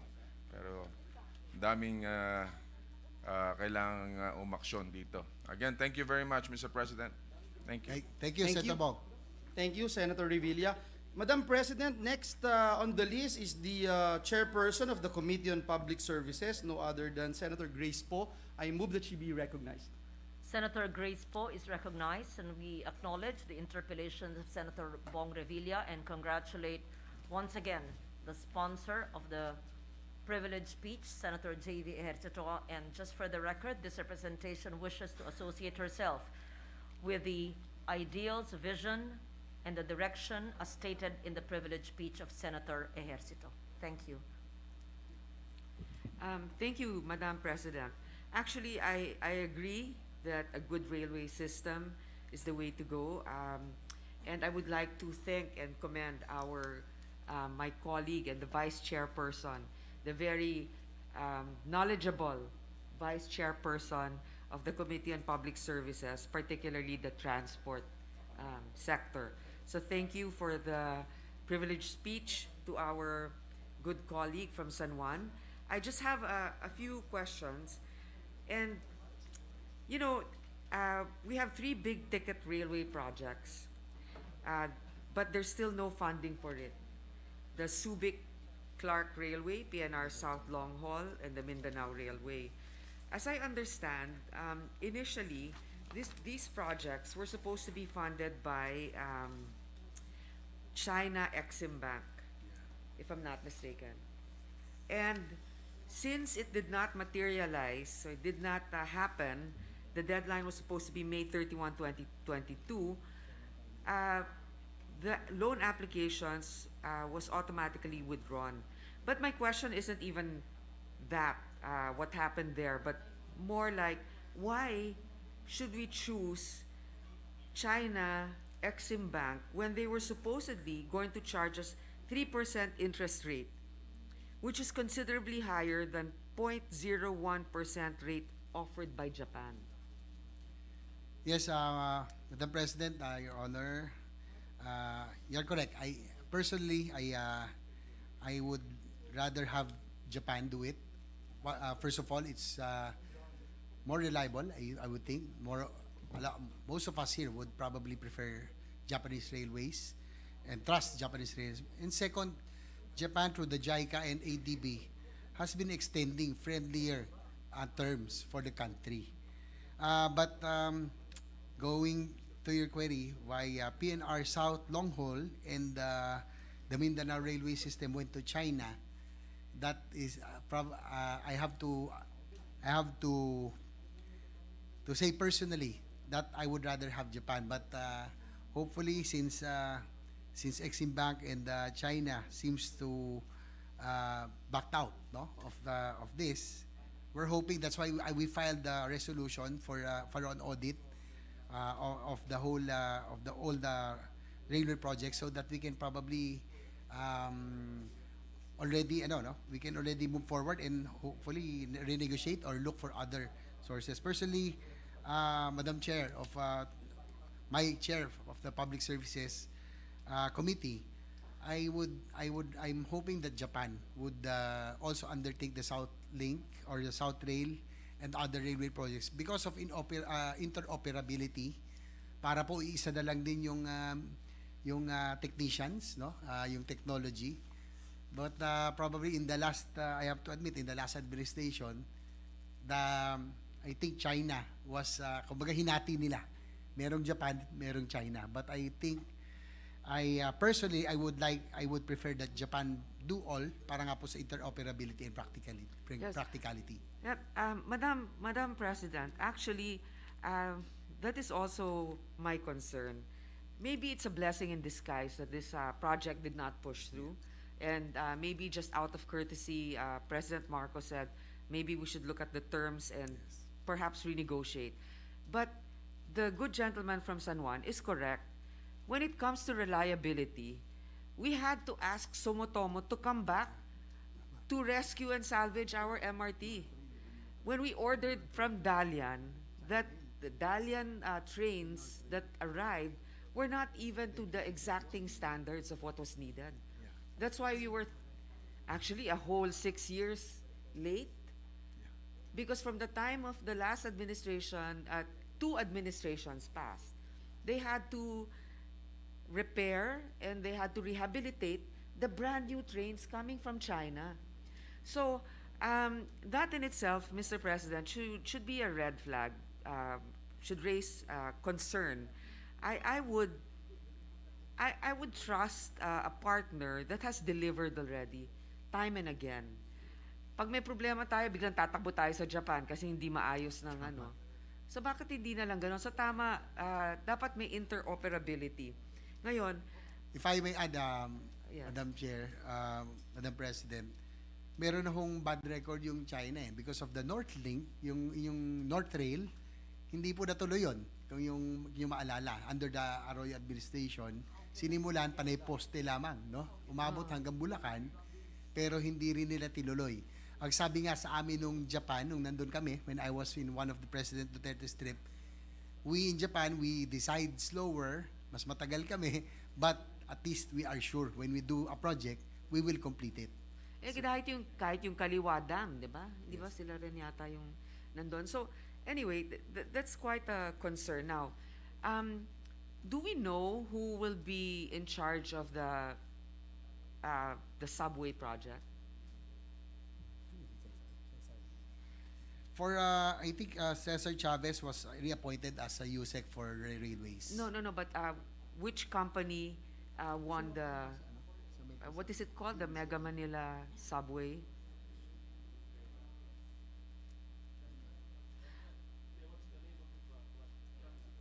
For a while. You know, if I'm not mistaken, it's Mega Wide. Mega Wide is one of the contractors. But, you know, Mega Wide has delivered, Yeah, When it- yung Clark International Airport is Oh. mega wide. and also the Cebu International Cebu International Airport. Airport.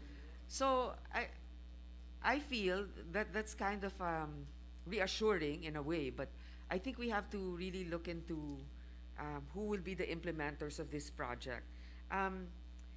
It is not just about the construction of railways at whatever cost. We need to bridge our regions in a way that will not unnecessarily burden the taxpayers. And also, we recently passed the Public Service Act, so allowing investments in the railway sector is now allowed, which hopefully will give us more options and bidders that would want to come in. Let us use this to mitigate the fiscal burdens of new trains. I just want to point it out for our colleagues here. Remember, China is going to charge us 3%, whereas Japan will only charge us 0.01%. It's clear as day. Diba? When it comes to competence, deliveries of what projects they had in the past, as well as the amount of interest that we're going to pay, I think the choice should have been very clear. So the gentleman from San Juan is correct. We really have to focus on this before they sign another contract that might be disadvantageous to us. So, Mr. President,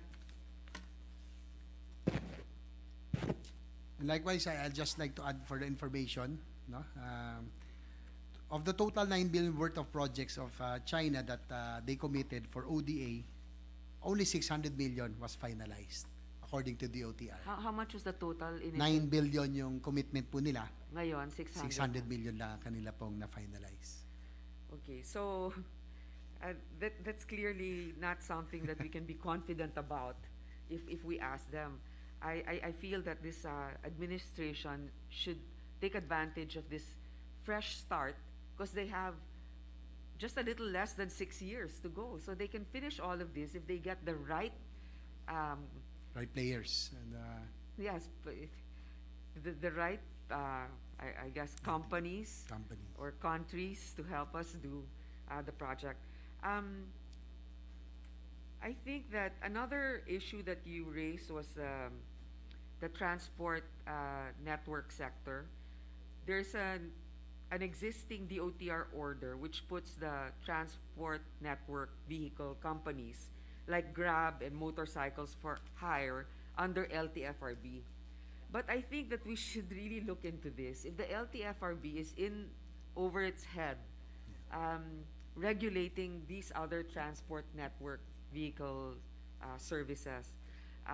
As it is now with the jeeps, they can't even complete the routes. Until now, wala pa rin masakyan marami nating mga kababayan kasi hindi pa rin kompleto yung ruta na dapat ibigay kung kaninong prangkisa sa mga jeep, nagkakagulo pa rin.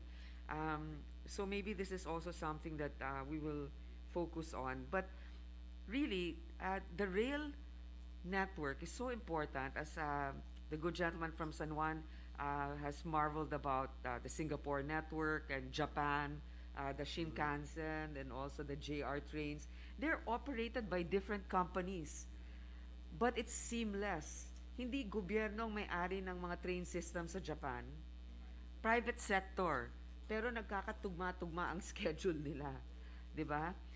So it's possible to have the private sector step in a PPP, have investors, as long as the main monitoring group is knowledgeable and is actually transparent.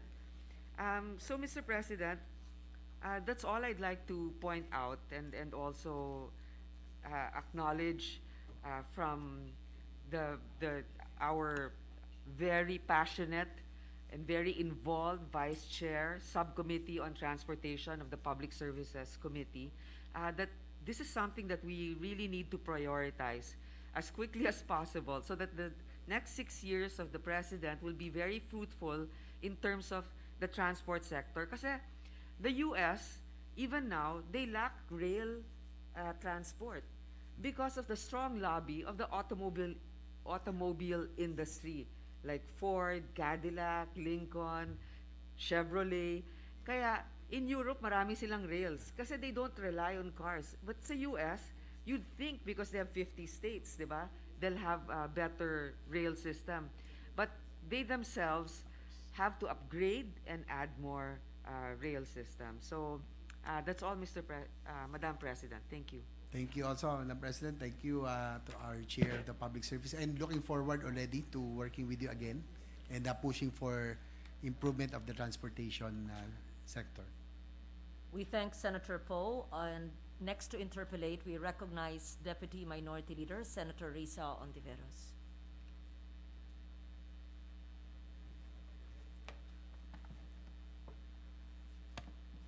Salamat po, Madam President.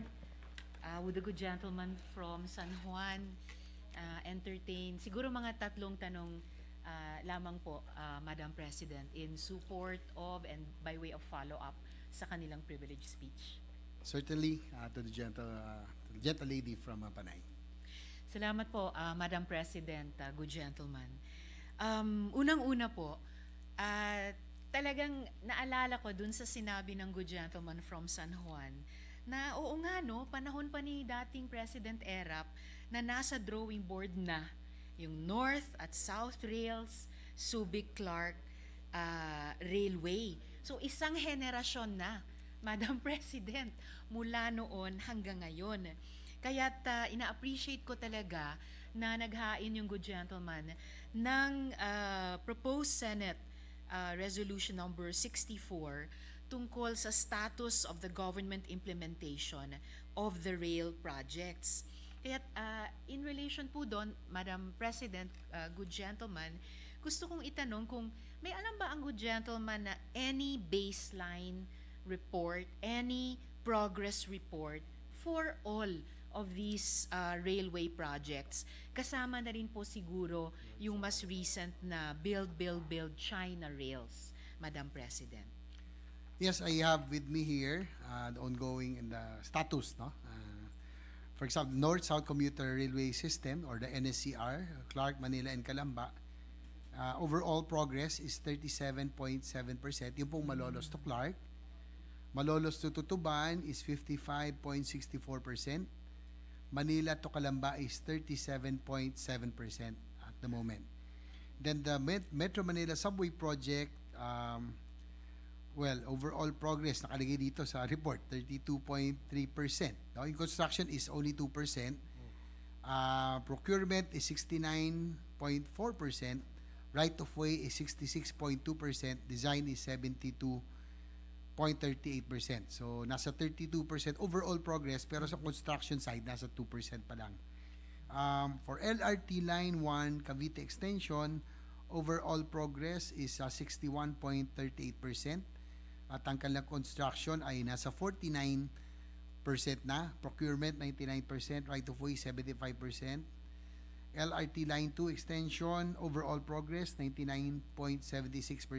So, operational po siya sa ngayon, no? Yung Santolon to Antipolo. MRT Line 3, Rehabilitation. MRT Line 7, ito po ay yung pong North Avenue going to San Jose del Monte. Overall progress is 64.58%. Construction is 59.63%. Yung common station naman sa North Avenue, construction is 68.82%. Yung PNR South Long Haul, no? Mukhang ito po yung medyo na-discarril, no? Na supposedly China ODA po ito. Design, 47.58%. Right of way, 13.75%. Procurement, 54.69%. Construction, 0% pa. So this has to be reviewed, no? Talagang dapat natin pag-aralan to. Gaya po nung pinoint out kanina ni Senator Grace po, yung pong percentage pa lamang, yung po sa interest rate, napakalayo, no? Nang binibigay ng Japan. And I personally, Your Honor, I would rather have Japan do the Pinar South Long Haul para po sa interoperability. At least pareho po yung technology with the North-South Commuter Line and hopefully in the future yung North Long Haul Line. Doon po sa Mindanao Railway Project, Phase 1, yung Tagum, Davao, Digos, overall progress, ito po yung China rin, no? Overall progress is 14%. Ang nakalagay, design 40%, right of way 50%, procurement 4%, construction 0% pa, no? Medyo ano na to, yung South Long Haul and Mindanao Railway Project are 0% up to now. Subic-Clark Railway, also overall progress 36%, construction 0% pa rin po. So, sa ngayon, yan po these are all the status of the different railway projects at the moment. Nako, Madam President, maraming salamat talaga sa good gentleman from San Juan for, in fact, taking the first steps to aid or to prompt the executive in presenting yung ganung pong klaseng status report. Sinimula na ng good gentleman from San Juan yung pagsagot dun sa hinihingi nila sa resolution, Senate Resolution number 64, down to the brass tacks po, yung actual percentage of construction. hindi lang yung mga preliminary steps, pero construction nitong 2 dekada ng sinimulang mga proyekto at kailangan ng ating bansa. Nakakabigla lang talaga makarinig ng range of construction from not just a measly but a non-existent 0% to, kung hindi po ako nagkakamali, ang pinakamataas na narinig kong percentage of construction ay 68%. So malayo pa po sa passing grade kahit natin nung mga estudyante tayo sa eskwelahan na 75% man lamang. Madam President, good gentleman from San Juan, kung maaari po kami makahingi ng kopya at least ng mga initial construction rates po na iyon bilang paghahanda rin po namin para lumahok sa napakahalagang pagdinig ng resolusyon na iyan. And just as a final point, Madam President, good gentleman, dun sa unang tanong ko, bilang baseline information, magkano na po ang ginastos? And dahil sa bilang resulta ng mga delays, ano po yung magiging escalation at final cost nitong mga proyektong ito, Madam President? Madam President, Your Honor, I'm sorry we do not have the exact figure right now. That's why I filed a resolution for an audit. So hopefully with the hearing, with the scheduled hearing, if probably we can ask the railway officials for an update and probably the status, and probably can also ask the funding, no, how much has already been released at the moment. Hopefully by that time. Fair enough, Madam President, at salamat sa good gentleman from San Juan. Pangalawang tanong po, nakikiisa po ako dun sa vision ng good gentleman from San Juan, Madam President, na oo nga, ang railway system ay pwede talagang maging backbone ng ating ekonomiya. At ito rin ay dahil bilang ganong backbone, bilang ganyang spine, yung kanyang maikakabit na railway stations ay pwede talagang ma-design at ma-develop bilang mga economic hubs. In fact, Madam President, nung sinabi ng good gentleman from San Juan yung railway stations at economic hubs, naalala ko po yung isang konseptong pinopropose sa atin sa Kongreso ng NEDA the past several years tungkol sa spatial development o balanced regional development, kung saan sila rin, ang NEDA, nakikita nila na yung skeletal framework ng balanced regional or spatial development na iyan ay yung ating public transport system, lalong-lalo na po yung mga tren. Gusto kong tanungin, Madam President, sa good gentleman from San Juan, kung meron din silang reflections about yung ganyang magandang konsepto ng NEDA ng spatial or balanced regional development na kumbaga nakasakay din or nakaangkas sa ating railway system. Well, that is probably why I am really pushing for this, Your Honor, is because probably if you notice, no, dito po sa atin, ang concentration ng development is really Metro Manila, Cebu, and Davao, probably some in Cagayan de Oro. And most of the people really go to Metro Manila dahil nandito oportunidad sa Cebu at sa Davao na nagsisiksikan dito. And I think through the only way we can really decongest Metro Manila, Cebu, and Davao is we spread out the development. No? And I would think that the only way we can spread out the development is if we put the necessary infrastructure, and as you mentioned, each railway railway station can become an economic hub where we can have business districts, industrial estates, food terminals, and even housing, no? So I think that this will be the ideal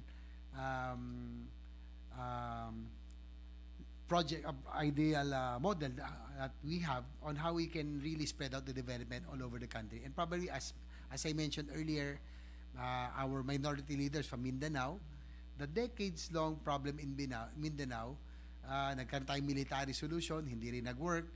It's really the lack of opportunity, no? Marami sumasama sa insurgency, marami sumasama sa rebellion doon sa western and central Mindanao because of hunger. Gutom po ang tao. sa Mindanao.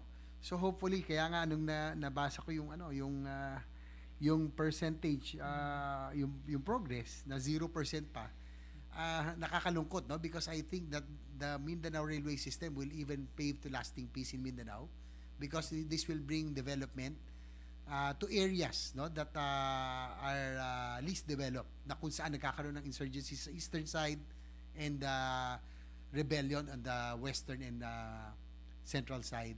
So I think this will be the ideal structure that we will have, so that we will be able to spread out development and create jobs and opportunities in different parts of the country, not only in Metro Manila, Cebu, and Davao. Salamat po, Madam President. Nabanggit ng good gentleman from San Juan yung termino ulit na infrastructure. So, quick follow-up lang dun sa isang interesanteng best practices model na binanggit nila kanina. Sabi po ng good gentleman from San Juan, Singapore took a risk to invest in infrastructure. Kahit po in a capsule manner, Madam President, pwede po bang ibahagi ng good gentleman from San Juan, ano itong mga risks na sinuong pa rin ng Singapore? Baka may mapagpulutan po tayong mga leksyon doon para naman dito sa ating bansa. Yes, Your Honor, I had the chance to participate in the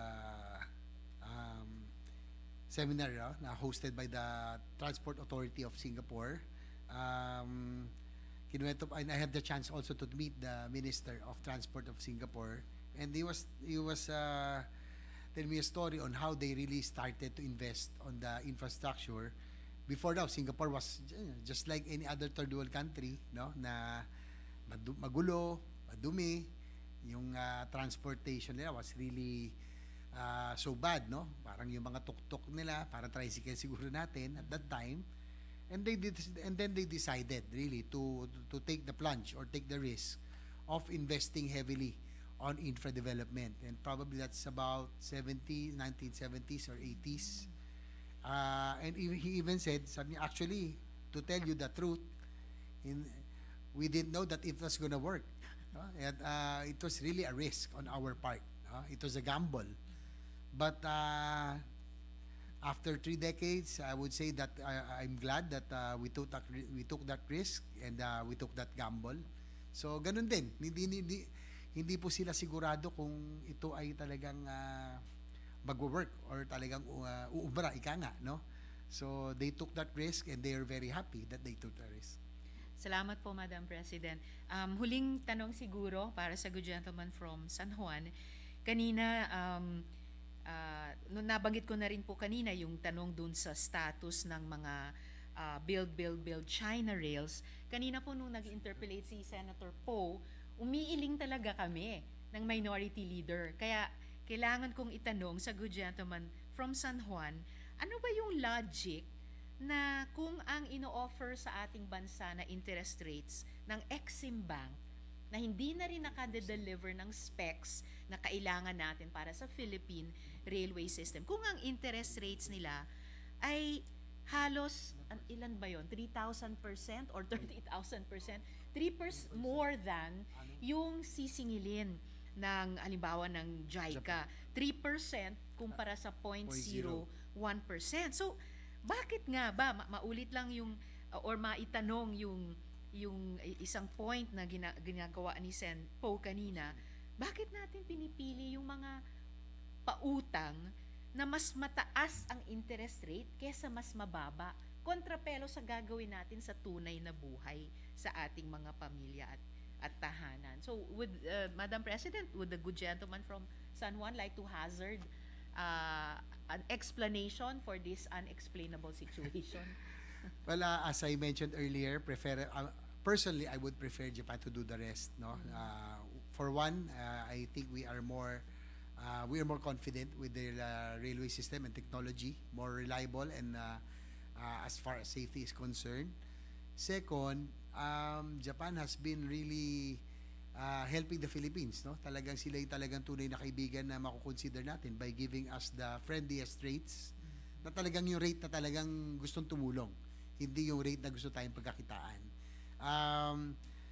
Ang ano ko lang dito siguro, the past administration, I entered into this deal with China. Probably they wanted also to give China, parang hinati, no? Japan will do the north-south commuter line, the Metro Manila subway system, and China would do the south long haul and the Mindanao railway system. But I agree with you also. Probably it's a blessing, as what Senator Po said, this is a blessing in disguise. Probably we can already renegotiate and have better terms, no, and friendlier terms, no, with JICA and ADB and Japan.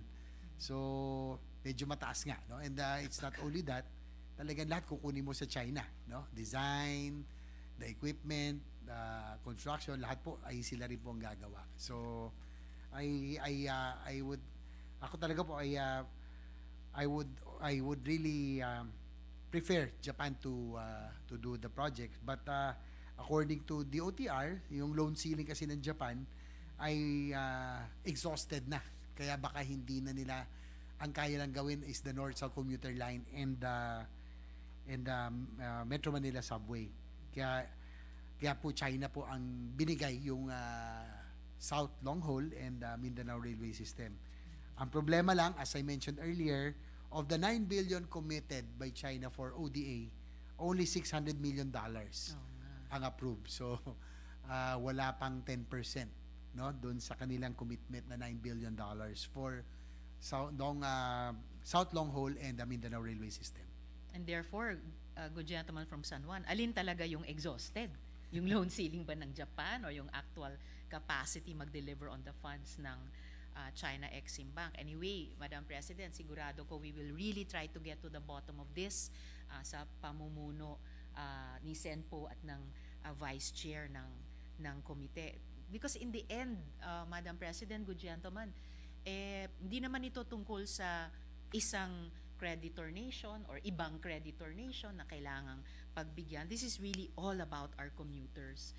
As a last point and question, Madam President, kanina po napag-uusapan with the good gentleman from San Juan na yung ganansya na nakuha ng isang bansang Singapore dun sa pangangahas nila na mamuhunan talaga sa infrastructure.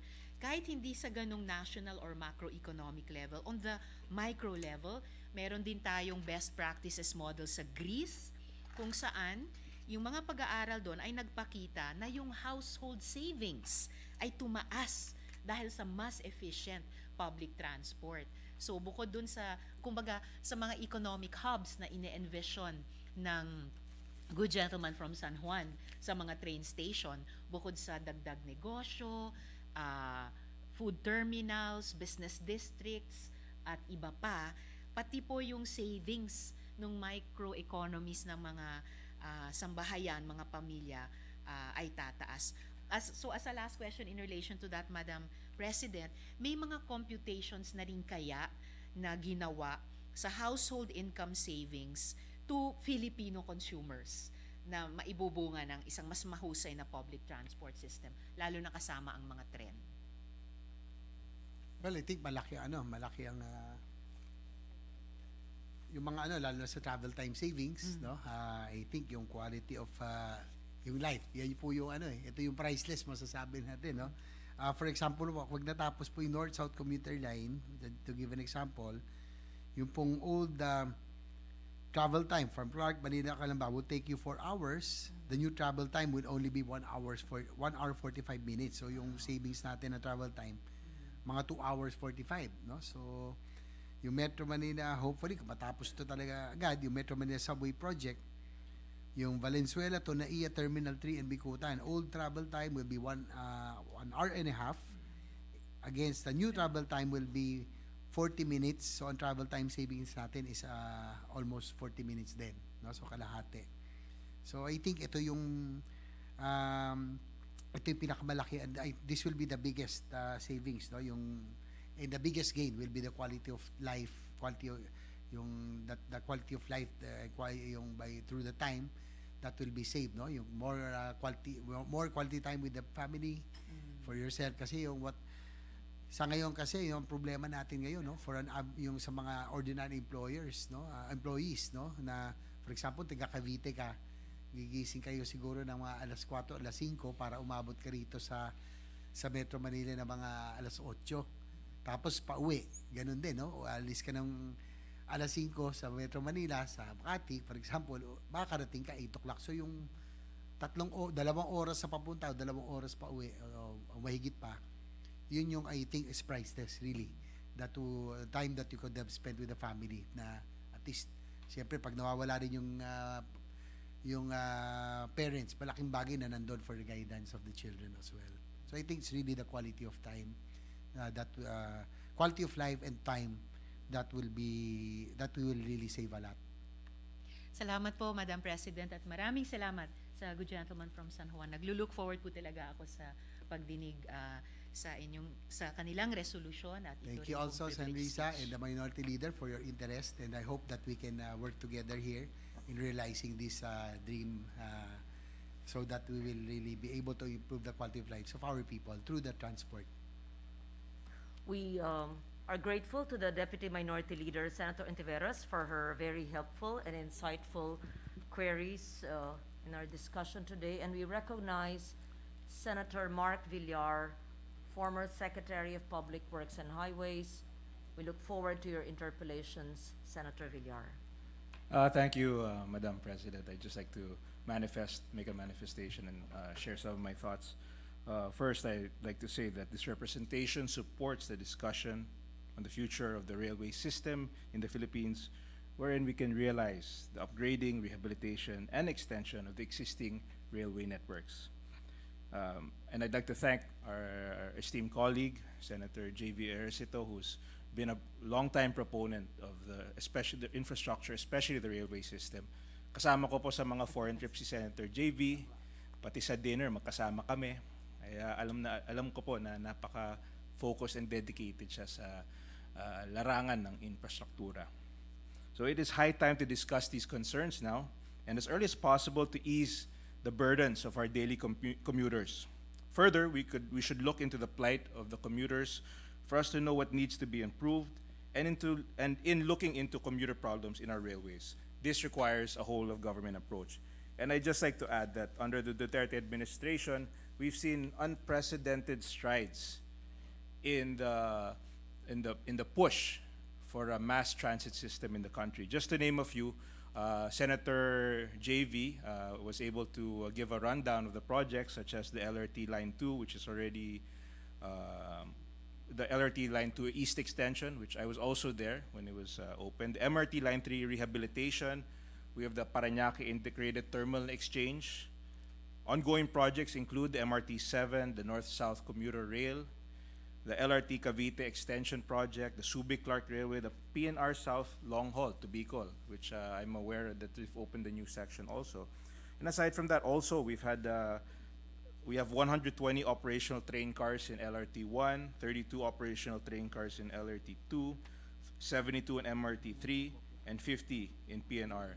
And we see these new train cars, especially in the PNR. They're completely brand new. For the first time, I've seen these brand new cars being used, and it was very inspiring for me. And at the same time, I'd also, to put things in perspective, a lot of these projects require a very high level or a large amount of planning. There's a lot of technical planning involved, and these take years. A feasibility study for a major project takes several years. The detailed engineering design takes several years to complete.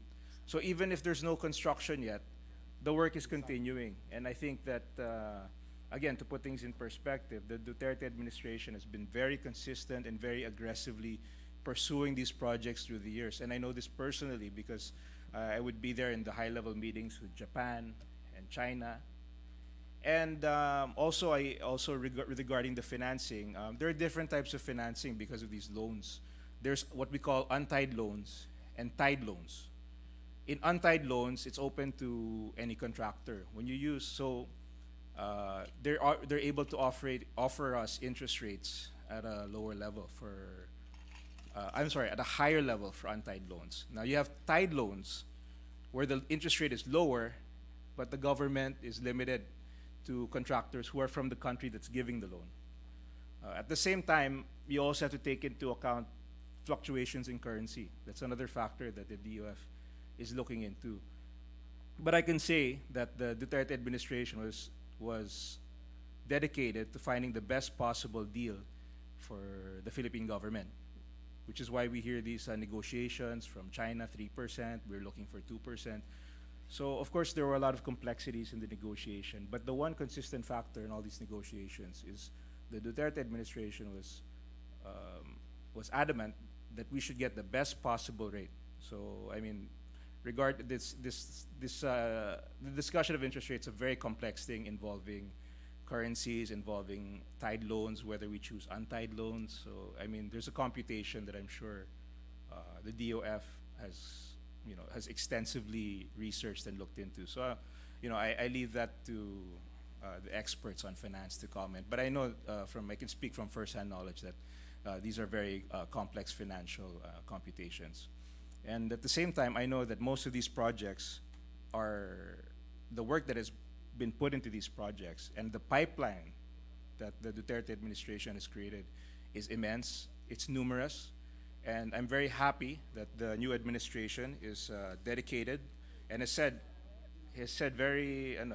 been very firm in his statement. President Bongbong Marcos has been very firm in his statement that he will continue the Build program to build upon all the work that has been put in by the previous administration. So I'm very emboldened. I'm very happy about that. And it is my hope that through adequate government policies and good practices, we can improve and make our railway system to be like those in other countries. So let us continue to support infrastructure programs that seek to bring development, jobs, and new opportunities across the country. I support Senator J.V. Ejercito's call for the improvement of our railways in the Philippines. At the end of the day, the Build program was never about just building roads, bridges, and infrastructure. Its main goal was to make sure that a comfortable life for all is attained, and in order to achieve this, mass transportation must be one of our priorities. Thank you very much, Madam President. Thank you, Senator Villar. And likewise, I'd like to commend you for your job as DPWH then. And I agree that during the Duterte administration, from measly 2% spending in infrastructure, through the years, it became 5.6%. So talagang tumaas because of our program. So hopefully, it can even increase para matapos po natin lahat to. And I will take note of your observations. Hopefully, you can join us when we have the hearing already in the status of the railway system projects. Thank you. Thank you, Madam President. Last but not the least, Madam President, is the distinguished gentleman from Bicol, Senator Robin Hood Padilla. I move that he be recognized. We thank Senator Mark Villar and we recognize Senator Robin Hood Padilla from Bicol and the Philippines. Maraming salamat po, magandang ginang Pangulo at sa ating pinunong mayorya. Bismillah. Gusto ko lamang pong sundan ang napakagandang talumpati at mungkahi ng ating mahal na senador mula sa San Juan, sapagkat alam niyo po, nung ako po ay nasa first year ng criminology, pinag-usapan po namin ang traffic. Yan po ay isa sa mga subject dyan na ang sinabi doon, kapag ang traffic natin ay masama, ang pag-unlad ng isang bansa ay masama din. Kaya nangangahulugan na kailangan nating ayusin ang traffic. At maaayos lamang yan kung may magandang transportasyon. At yung inyo pong mungkahi patungkol sa pagpapalakas ng ating mga tren, napakaganda po nito.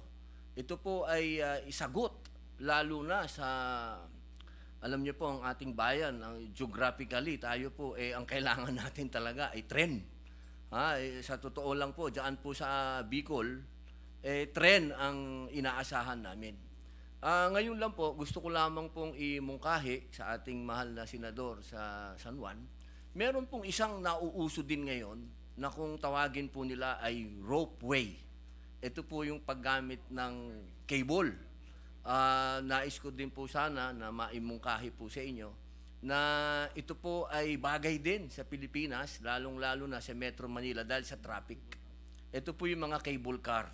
Opo. Yun lamang po, gusto ko lamang pong mabanggit yon dahil napakahusay po ng inyong talumpati. Gusto ko pong makasama at maging bahagi ng inyong talumpati na ito. Kaya maraming salamat po sa inyo. Mabuhay po. Maraming salamat.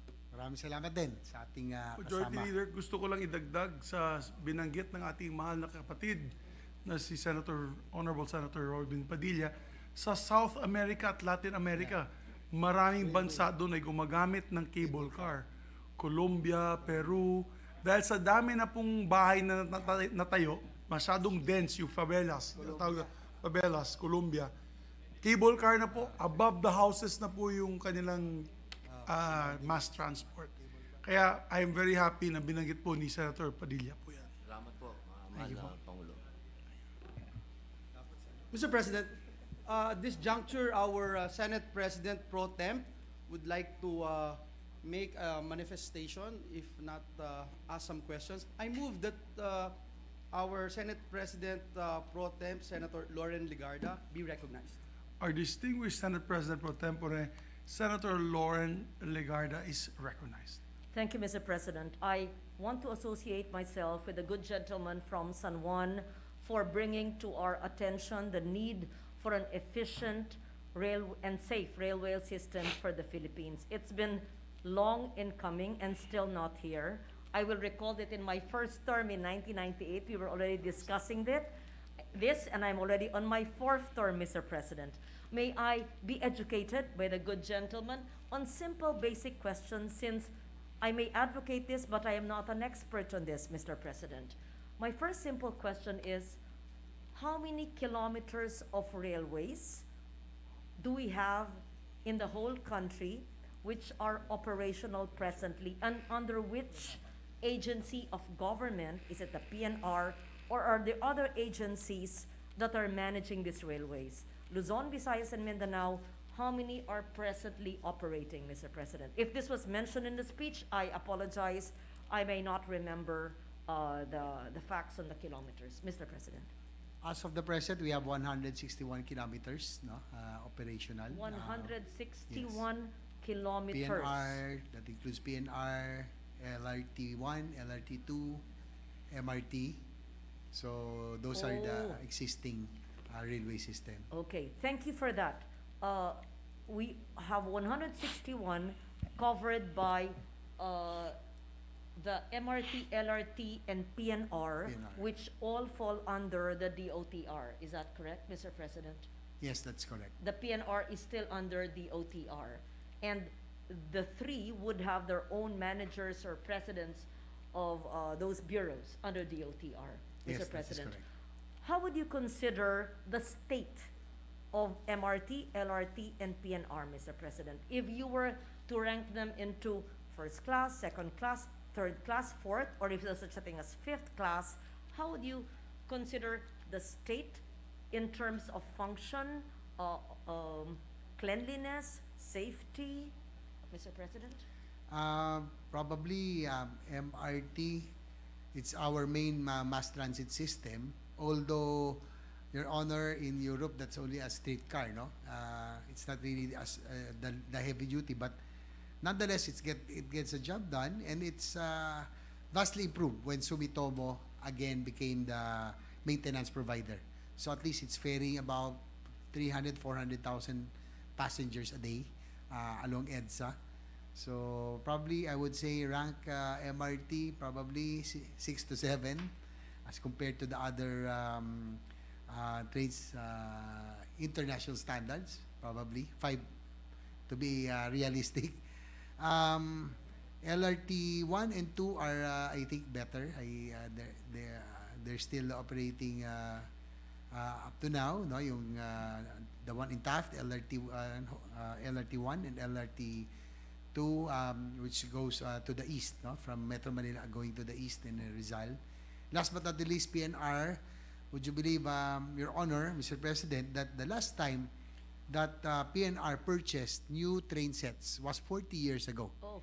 So in 2019, 18, we were together, Your Honor, Senate President Pro Tempore, during that during the 18th Congress, 17th Congress, when we were together, we allotted 3.5 billion for the purchase of 9 new train sets for PNR. So they are being used right now. It's made by Indonesia, brand new. It's clean. I was able to try it, from Valenzuela going to Makati in 37 minutes. So at least while we await for the modern railway system, the PNR new trains will do.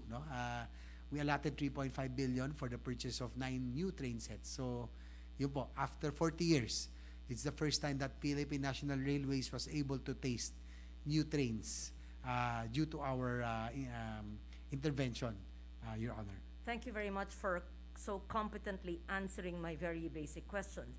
If there are only 161 kilometers of trains operating, I would assume because it's MRT, LRT, and PNR are only within Metro Manila or in Luzon, that there would be no trains in the regions of the Visayas and Mindanao. Is that correct, Mr. President?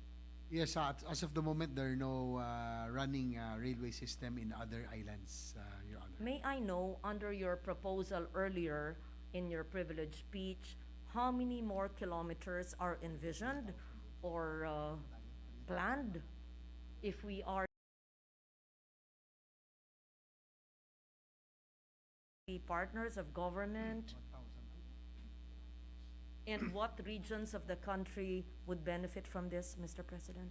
We're targeting 1,200 kilometers, so that would include the North-South commuter line, that's under construction, Metro Manila subway system, likewise the South long haul that will go to Bicol, and the Mindanao railway system.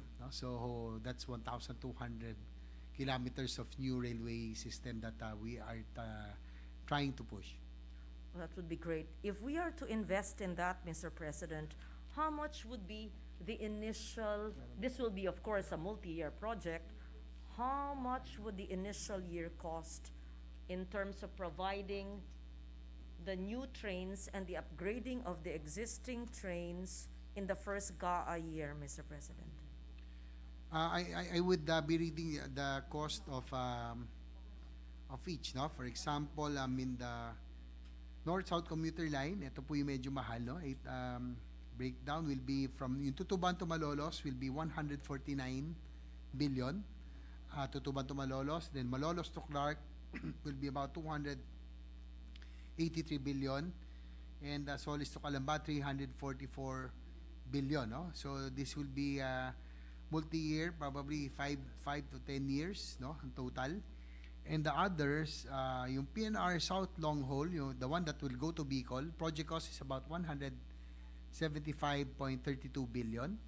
So, for example, in the 2018 GAA, we allotted 3.2 billion for the PNR South long haul.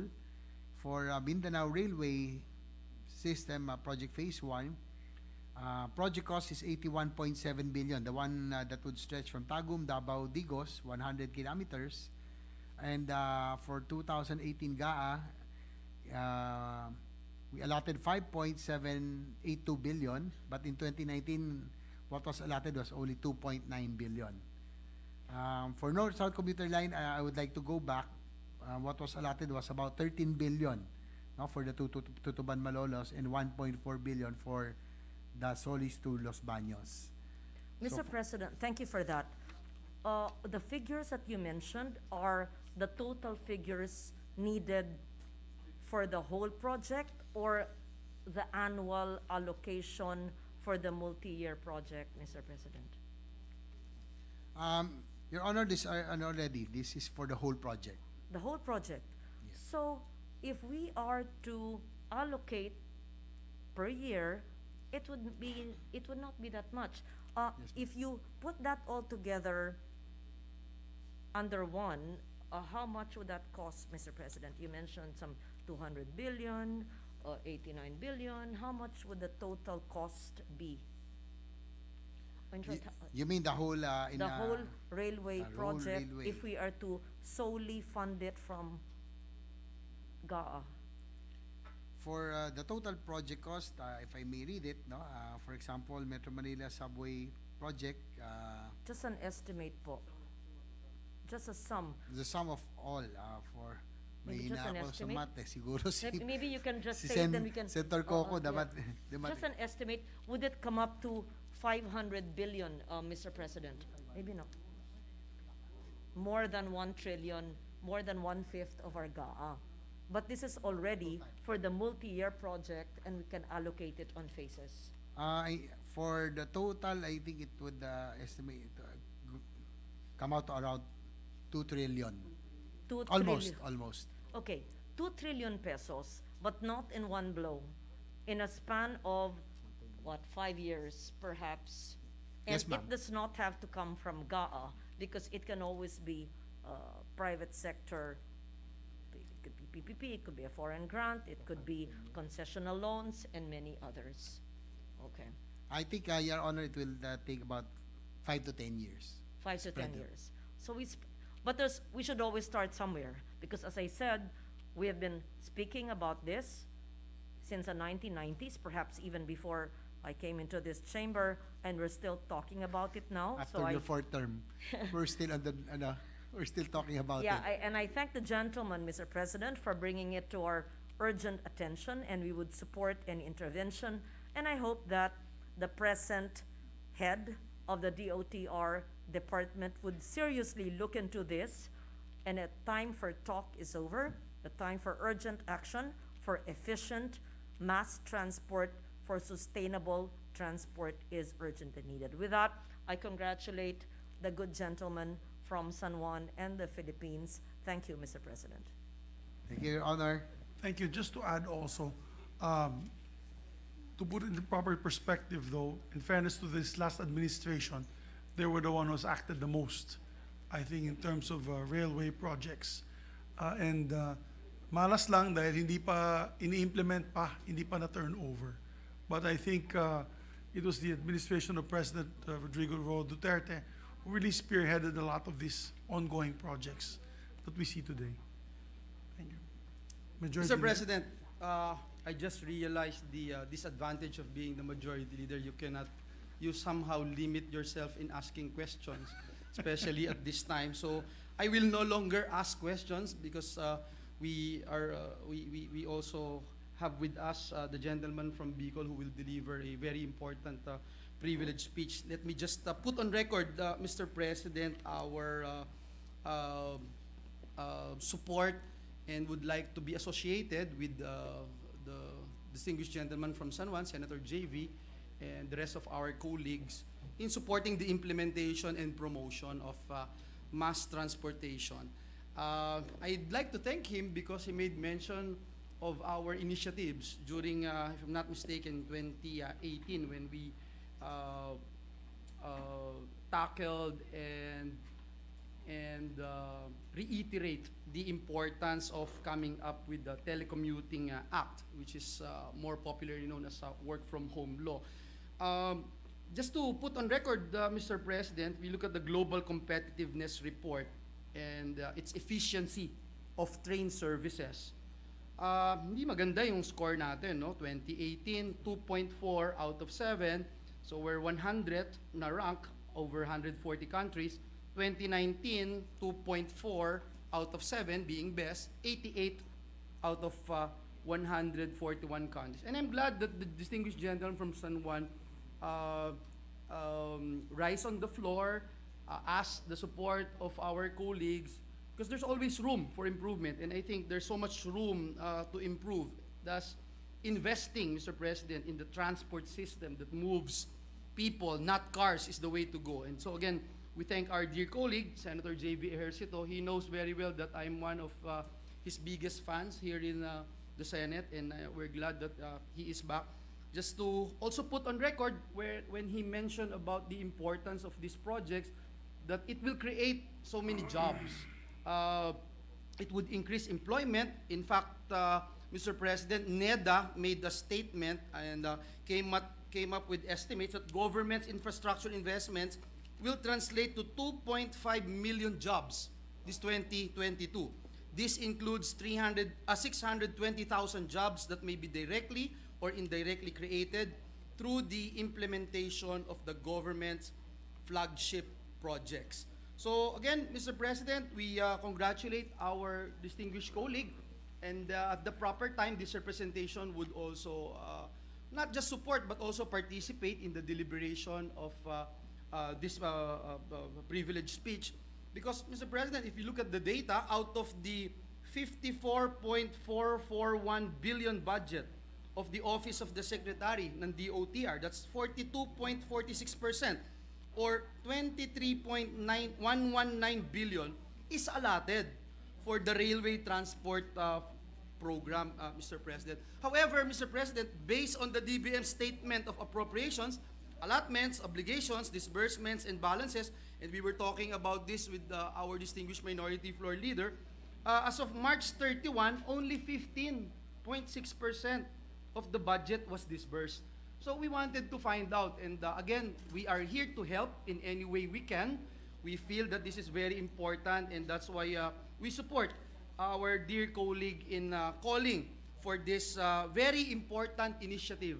Dahil Ginoong Pangulo, yung ibang bansa, nakakainggit, kayo po'y galing sa Singapore at nakita natin yung railway system ho nila doon at sa ibang karatig bansa natin, laging naiinggit na lang tayo at laging napapasabing sana all. So hopefully, Mr. President, and we are very confident that we'll be able to do something and address this very, very important issue. Thank you, Mr. President. With that, Mr. President, I move that we refer the privileged speech of Deputy Majority Leader Senator J.V. Ejercito to the Committee on Public Services as the primary committee and SDG as a secondary committee, Mr. President.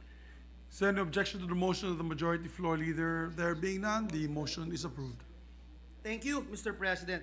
Mr. President, at this juncture, and with the permission of the body, we take these privileged speeches up, and I ask that we recognize the distinguished gentleman, Mr. President, from Bicol region, no other than Senator Robin Hood Padilla, to deliver his speech. Our distinguished colleague from Bicol and the Republic of the Philippines, ang ating kapatid, si Senator Robin Hood Padilla, is recognized. Maraming salamat po, Ginoong Pangulo, at sa ating pinunong mayorya. A'udhu billahi minasyaitanir rajim. Bismillahirrahmanirrahim. Alhamdulillah rabbil alamin. Bismillahi wassalatu wassalamu ala rasulillahi. Mahal na Ginoong Pangulo, aking mga kasama sa Senado, mga lupon ng Republika, ako po ay bumabati sa inyo ng Assalamualaikum warahmatullahi wabarakatuh. Ang aking pong talumpati sa hapong ito ay ukol po sa usaping sumasaklaw sa ating kasaysayan, pagka-Pilipino, at sa tagumpay na nakamit ng mga tagapagmana o inapo ng Sultanato o Sultanate of Sulu sa nakaraang desisyon ng French Arbitration Court. Halos isang dekada na nang huling marinig ang usapin ukol sa North Borneo sa bulwagang ito. Tatawagin ko muna po itong North Borneo. Pero noon, mahal na Pangulo, ang tawag po rito ay Sabah. Noong dumating ang Britanya sa lugar na yan, naging North Borneo. At noong itinatagpo ang Federation ng Malaysia, ibinalik po ito sa Sabah. Pero hayaan niyo po akong tawagin siyang North Borneo sa ngayon. Hindi natin maitatanggi, sensitibo ang paksa. Ngunit tulad ng lahat ng usapin na may malalim at mabigat na implikasyon sa ating inang bayan, hindi natin ito maaaring ipagsawalang bahala. Hindi tayo maaaring manahimik na lamang.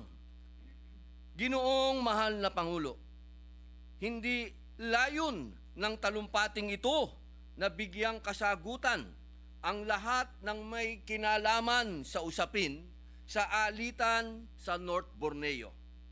Sa halip, sisikapin nating ipakita ang konteksto at mga kaganapan na bubuhay sa diskursong ito.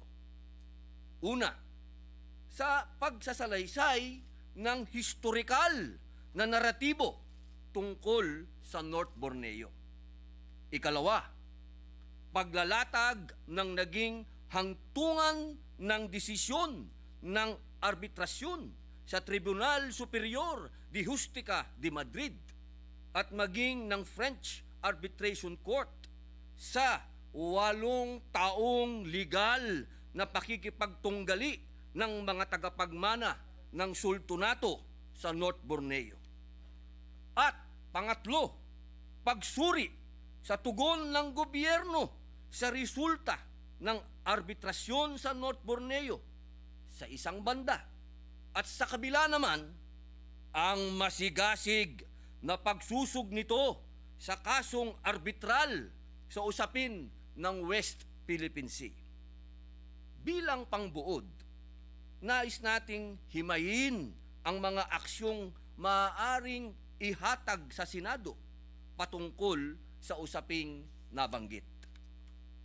Ang isyong ito ay masalimuot dahil magkakaugnay ang alitan mula sa batayan ng pagmamayari maging ng pagkakakilanlan ng karapat-dapat na tagapagmana ng sultanato at gayon din ang pagsasalin ng mga dokumento mula sa panahon na hindi pa isinisilang ang sino man sa atin na narito ngayon. Tayo po ay magbabalik tanaw sa kasaysayan. Noong 1658, ipinagkaloob ng Sultan ng Brunei ang parte ng North Borneo sa Sultan ng Sulu bilang pasasalamat sa tulong ng huli sa pagsugpo sa isang rebelyon sa Brunei. Noong ika-22 ng Enero, 1878, pumasok ang Sultan ng Sulu na si Sultan Jamal al-Alam sa isang deed of lease kasama sina Gustavus Baron de Overbeck, isang Austrian, at Alfred Dent ng Inglaterra. Itinatag nila ang British North Borneo Company o BNBC, isang pribadong kumpanya na pinagkalooban ng charter o kapangyarihan ng gobyerno ng Britanya. Niliwanag rin ng Minister ng Foreign Affairs ng Britanya na si Earl Granville sa pamamagitan ng 1885 Madrid Protocol na walang soberenya ang BNBC sa North Borneo. Ayon kay Granville, the BNBC Charter also recognizes the grants of territory and powers of government made and delegated by the sultans in whom the sovereignty remains vested. Kasunod nito, noong 1903, nagkaroon ng confirmatory deed sa pagitan ng sultan at BNBC para sa karagdagang taunang upa mula $5,000 hanggang $5,300. Naitala ang kauna-unahang opisyal na aksyon ng bansa noong 1950 nang ihain sa Kongreso ang Concurrent Resolution number 42 na pinagtibay noong ika-28 ng Abril 1950. Nakasaad dito na ang North Borneo ay pagmamay-ari ng mga tagapagmana ng sultanato at kaugnay nito, binibigyan ng kapangyarihan ang presidente na makipagnegosasyon para sa panunumbalik ng sovereign jurisdiction. Taong 1963, ng opisyal na nagbigay ng abiso ang Pilipinas na hindi ito papayag na mapabilang ang North Borneo o Sabah sa itinatag na Federal Republic of Malaysia. Nagkasundo noon ang mga pinuno ng Malaysia Pilipinas at Indonesia na ayusin ang issue sa pamamagitan ng internasyonal na hukuman. Gayunman, patuloy ang pagtanggi ng Malaysia sa arbitrasyon. Sa kabila nito, sa ilalim ng pamunuan ng dating Pangulong Ferdinand Marcos, pinagtibay ng Republic Act No. 5446 noong 1968, isinasaad nito na ang North Borneo na ngayon ay Sabah ay kinikilalang teritoryo ng Pilipinas. Ginoong Pangulo, ang hindi pagkakaunawaan sa Sabah ay nag-uugat sa iisang tanong. Sa pamamagitan ng dokumentong nilagdaan ng Sultan ng Sulu noong 1878, ibinenta ba o ipinaupa lamang ang Sabah sa mga Briton na dating sumakop sa Malaysia? Ano ba ang saklaw ng upa sa usapin ng Sabah? Malinaw ang sinundan ng salaysay. Sa loob ng 135 taon, 135 years, alinsunod sa kasunduan noong 1878, tuloy-tuloy ang natatanggap na bayad upa ng mga tagapagmana ng sultanato. Taunang bayad galing sa United Kingdom mula 1878 hanggang 1962. At sa gobyerno ng Malaysia naman, mula 1963 hanggang 2013. Makailang ulit rin tinuran ang salitang pajak na nangangahulugang pag-upa sa salitang Malay. Ang paulit-ulit na pagtukoy sa upa ay nagpapakita na ang pagmamay-ari sa Sabah ay nasa Sultan ng Sulu pa rin. Gayunman, simula 2013, itinigil ng Malaysia ang taunang bayad upa pagkatapos ng sigalot sa Lahad Datu. Ito ang nag-udyok sa paghahain ng Sulu Royal Family ng reklamo sa internasyonal na tribunal. Taong 2018, nang ihain ng mga tagapagmana ng sultanato ang opisyal na reklamo laban sa pamahalaan ng Malaysia sa pamamagitan ng arbitrasyon sa Espanya. Sa kabila ng tuloy-tuloy na paglilitis, hindi nagpaabot ng representasyon ang pamahalaan ng Malaysia, liban lamang sa 3 pagkakataon. Patuloy ang babaliwala ng gobyerno ng Malaysia sa arbitrasyon. Ginoong Pangulo, nakadidismaya po na sa panig natin ay pareho rin ang tugon ng pamahalaan. Hindi ba napakalaking kapabayaan na hinahayaan nating umasa na lamang ang sultanato sa tulong ng pribadong organisasyon para tustusan ang lehitimong laban? Sa kabila ng pikit-matang tugon ng gobyerno, mahal na Ginoong Pangulo, na panalunan ng claimants ang kasong isinampa sa Madrid High Court noong Mayo 2020. Pinagtibay rin ng French Arbitration Court ang desisyon at kaakibat nito, inatasan ang Malaysia na magbayad na may kabuuang $14.9 billion sa mga tagapagmana ng sultanato. Mahal na Ginoong Pangulo, ano ba ang buod ng desisyon ng arbitral tribunal at implikasyon nito? Una, ang 1878 agreement ay isang international private lease agreement of commercial nature. Pangalawa, nilabag ng Malaysian government ang 1878 agreement sa hindi nito pagbabayad ng upa. Pangatlo, tinatapos na ang kasunduan simula noong ika-1 ng Enero 2013. Sa desisyong ito, bukod sa iba pa, pinagbabayad rin ang Malaysia ng halagang $14.92 billion para sa pinaupahang teritoryo. Ginoong Pangulo, mahalaga ang desisyon ng arbitral tribunal.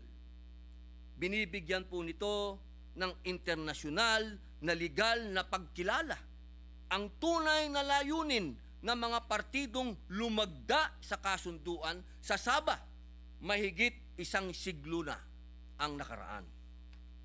Bilang mga Pilipino, karapat-dapat na tulungan ng buong kapangyarihan ng ating pamahalaan ang mga tagapagmana ng sultanato ng Sulu.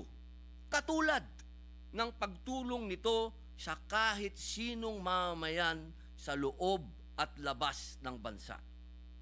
Ang pagtulong ng pamahalaan sa kanyang mamamayan ay mandato ng Estado. Hindi ito dapat pagmulan ng anumang tensyon sa relasyon ng Pilipinas at Malaysia.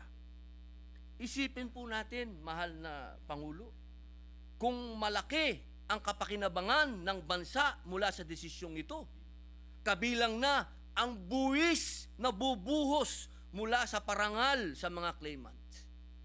Bakit po tila napakatahimik natin? Bakit po parang wala pong tumutulong sa kanila? Ginoong Pangulo, tayo po ay nasa gitna pa rin ng pandemya. Patuloy ang pagtaas ng presyo ng mga bilihin. Lumolobo ang trilyong halagang utang ng bansa. Lahat ng mapagkukunan ng halagang pangtustos sa serbisyo publiko ay malaking ambag para sa bawat Pilipino. Kung atin pong babalikan, sariwa pa sa atin ang makasaysayang desisyon ng Hague Permanent Court of Arbitration noong 2016 ukol sa West Philippine Sea. Binuhusan ng pansin at panahon ang usaping ito na nagbunga ng monumental na desisyon para sa kapakinabangan ng bansa. Kung kinaya nating maglunsad ng makasaysayang pagkilos sa katulad na national agenda, bakit tila po salat sa pansin ang Sabah?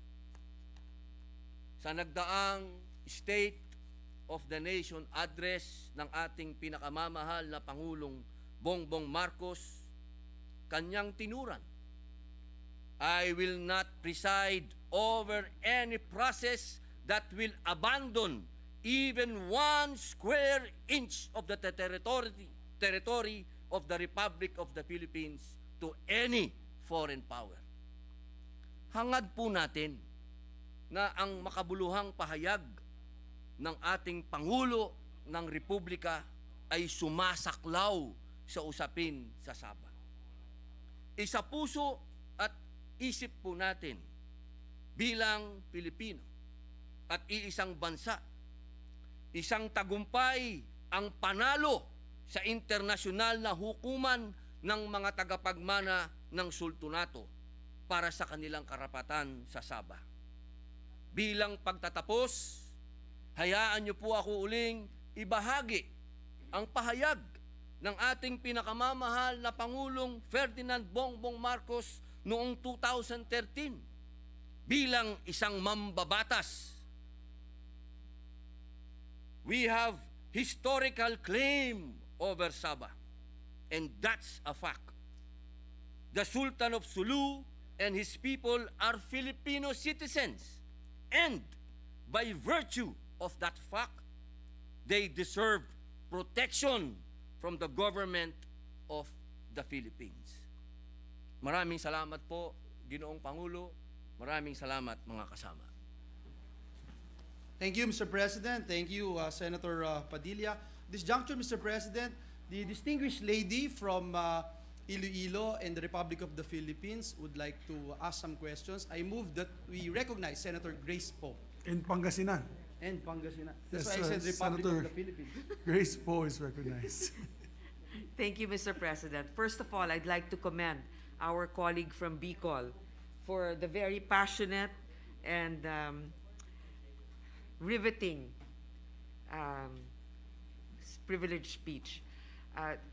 I would like to say that this is something that I have not really paid attention to, even as a lawmaker, and I'm glad that he brought this up with his impassioned speech, with facts and dates. And I am actually quite convinced after listening to him, Mr. President, that truly we have a basis to assert ourselves with regarding to this issue. So maybe I would just like to ask a few questions. I think it's clear with the presentation that initially it was just really a lease agreement between a private individual who happens to be a citizen of the Philippines with, is it the Malaysian government, Mr. President? Una po, magandang hapon po sa ating magandang senadora. Maraming salamat po sa magandang mga salita.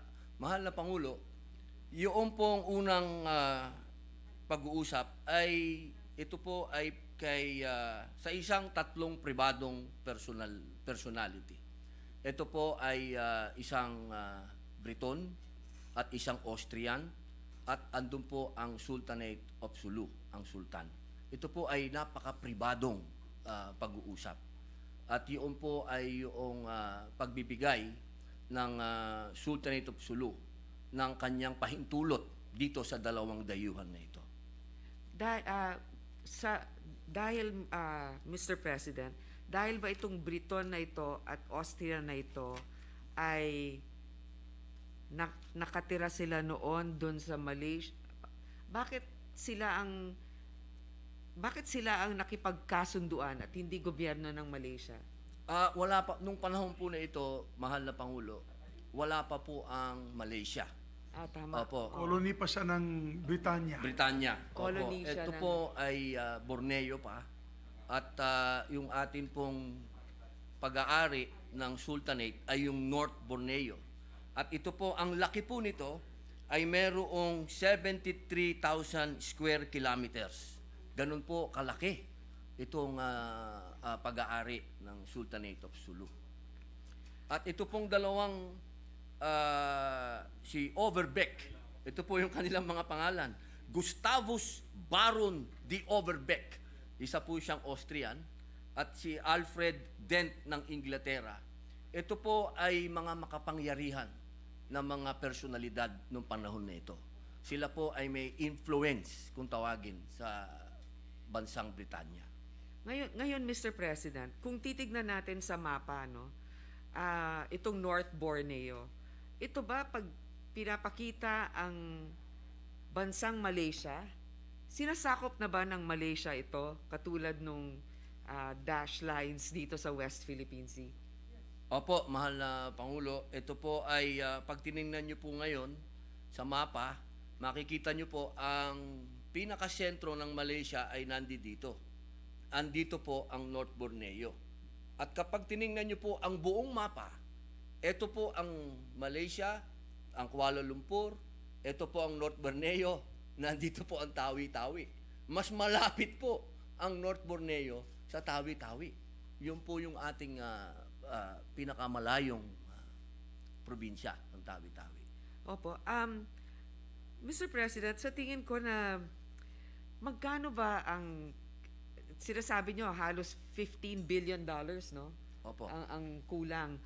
Ngayon, sa loob ng ilang taon, tumigil ang pagbabayad dito sa mga tagapagmana kailan? 2013 po, mahal na Pangulo. 2013. Opo, pagkatapos po ng kaguluhan sa lahat dato, tumigil na po ng pagbabayad ang Malaysia. So from 2013, magmula noong 1878 hanggang 2013, nagbabayad yung... Opo, nagbabayad po, ang una pong nagbabayad ay yung British North Borneo Company nagbabayad po sila ng $5,000 at naging $5,300. A year? Opo, opo. Every year po yon. Magmula po yun na ang 1878 hanggang 1962.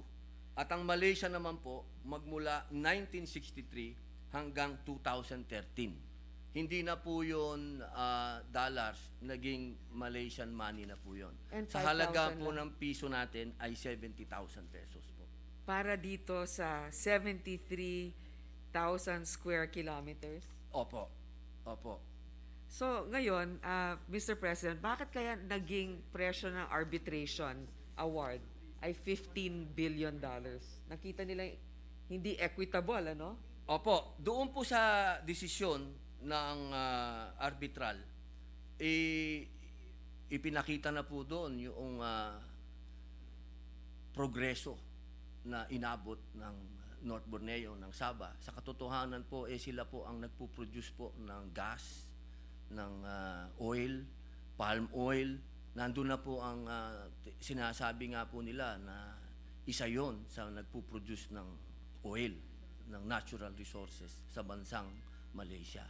At dito po, doon po sa kanilang computation, ang sinasabi po doon, magmula 2013 hanggang 2044 na ang dapat ay, ang ibayad po ay halos 15 billion. So, Opo. pero Dollars ito, po. Opo. Oo nga. Pero ito yung French arbitration, di ba? Opo, opo. Ngayon, yung jurisdiction ng French arbitration, obviously, independent court yon, no? Opo. Nung nagkaroon ba ng pagdinig doon, nagpadala ng kinatawan ang bansang Malaysia? Nagpasabi po, mahal na Pangulo, nagpasabi po ang arbitration sa Malaysia. At sila po ay, bago po ito, no, napagkasunduan po ng mga dating mga pag-uusap na ang Pilipinas at Malaysia, kasi ano na po ito naging issue na po ito. At bawat Pangulo po natin ay pinalalakas yung pag-uusap na yon, magkaroon ng arbitration. Ang nangyari, nung nagkaroon po ng arbitration, hindi naman po sumipot ang Malaysia, maliban po sa 3 beses. Pero hindi po nagkulang ang arbitration. Pag tiningnan po natin yung desisyon, nandun po sa bawat pag-uusap, pinadadalan po sila ng mga pangyayari. Kumbaga, yung journal. Notice. Diba? Opo. So, di ba meron ng, nagkaroon na ng pag-uusap sa Spain, di ba? Sinabi Opo, nyo. sa Madrid. O, sa Opo. Madrid. Tapos, meron pa dun sa French Arbitration Court. Ngayon, nakita natin na dito sa International Tribunal, dito sa West Philippine Sea, naging maugong ito, no? Pero napakalaking lupain yung yung North Borneo na yan, para kalimutan. Ano ang pwede nating gawing hakbang sa puntong ito? Kasi nag-French arbitration na, tapos meron pa sa Madrid. Ano kaya ang magandang susunod na hakbang? Ang mahal na Pangulo, ang hinihingi po natin ngayon ay masuportahan po natin ang sultanato na makapaningil dito po sa hinihingi nilang kompensasyon. Sapagkat napakalaki po nito, mahal na Pangulo, kung ito po ay matatax natin sa aking pong computation. Pwede ko po bang banggitin kung magkano ang makukuha po natin, ano? Kung ang 14.92 billion po, pagka ito po ay pinalitan na natin sa pera natin, sa 55-57, ito po ay nangangahalaga ng 829 billion pesos. At kapag ito po ay tax, siyempre po, bago natin siya i-tax, meron po kasing, ito po ay business kasi. Kapag ka-business, lalo na rental, meron po yan na tinatawag na optional deduction.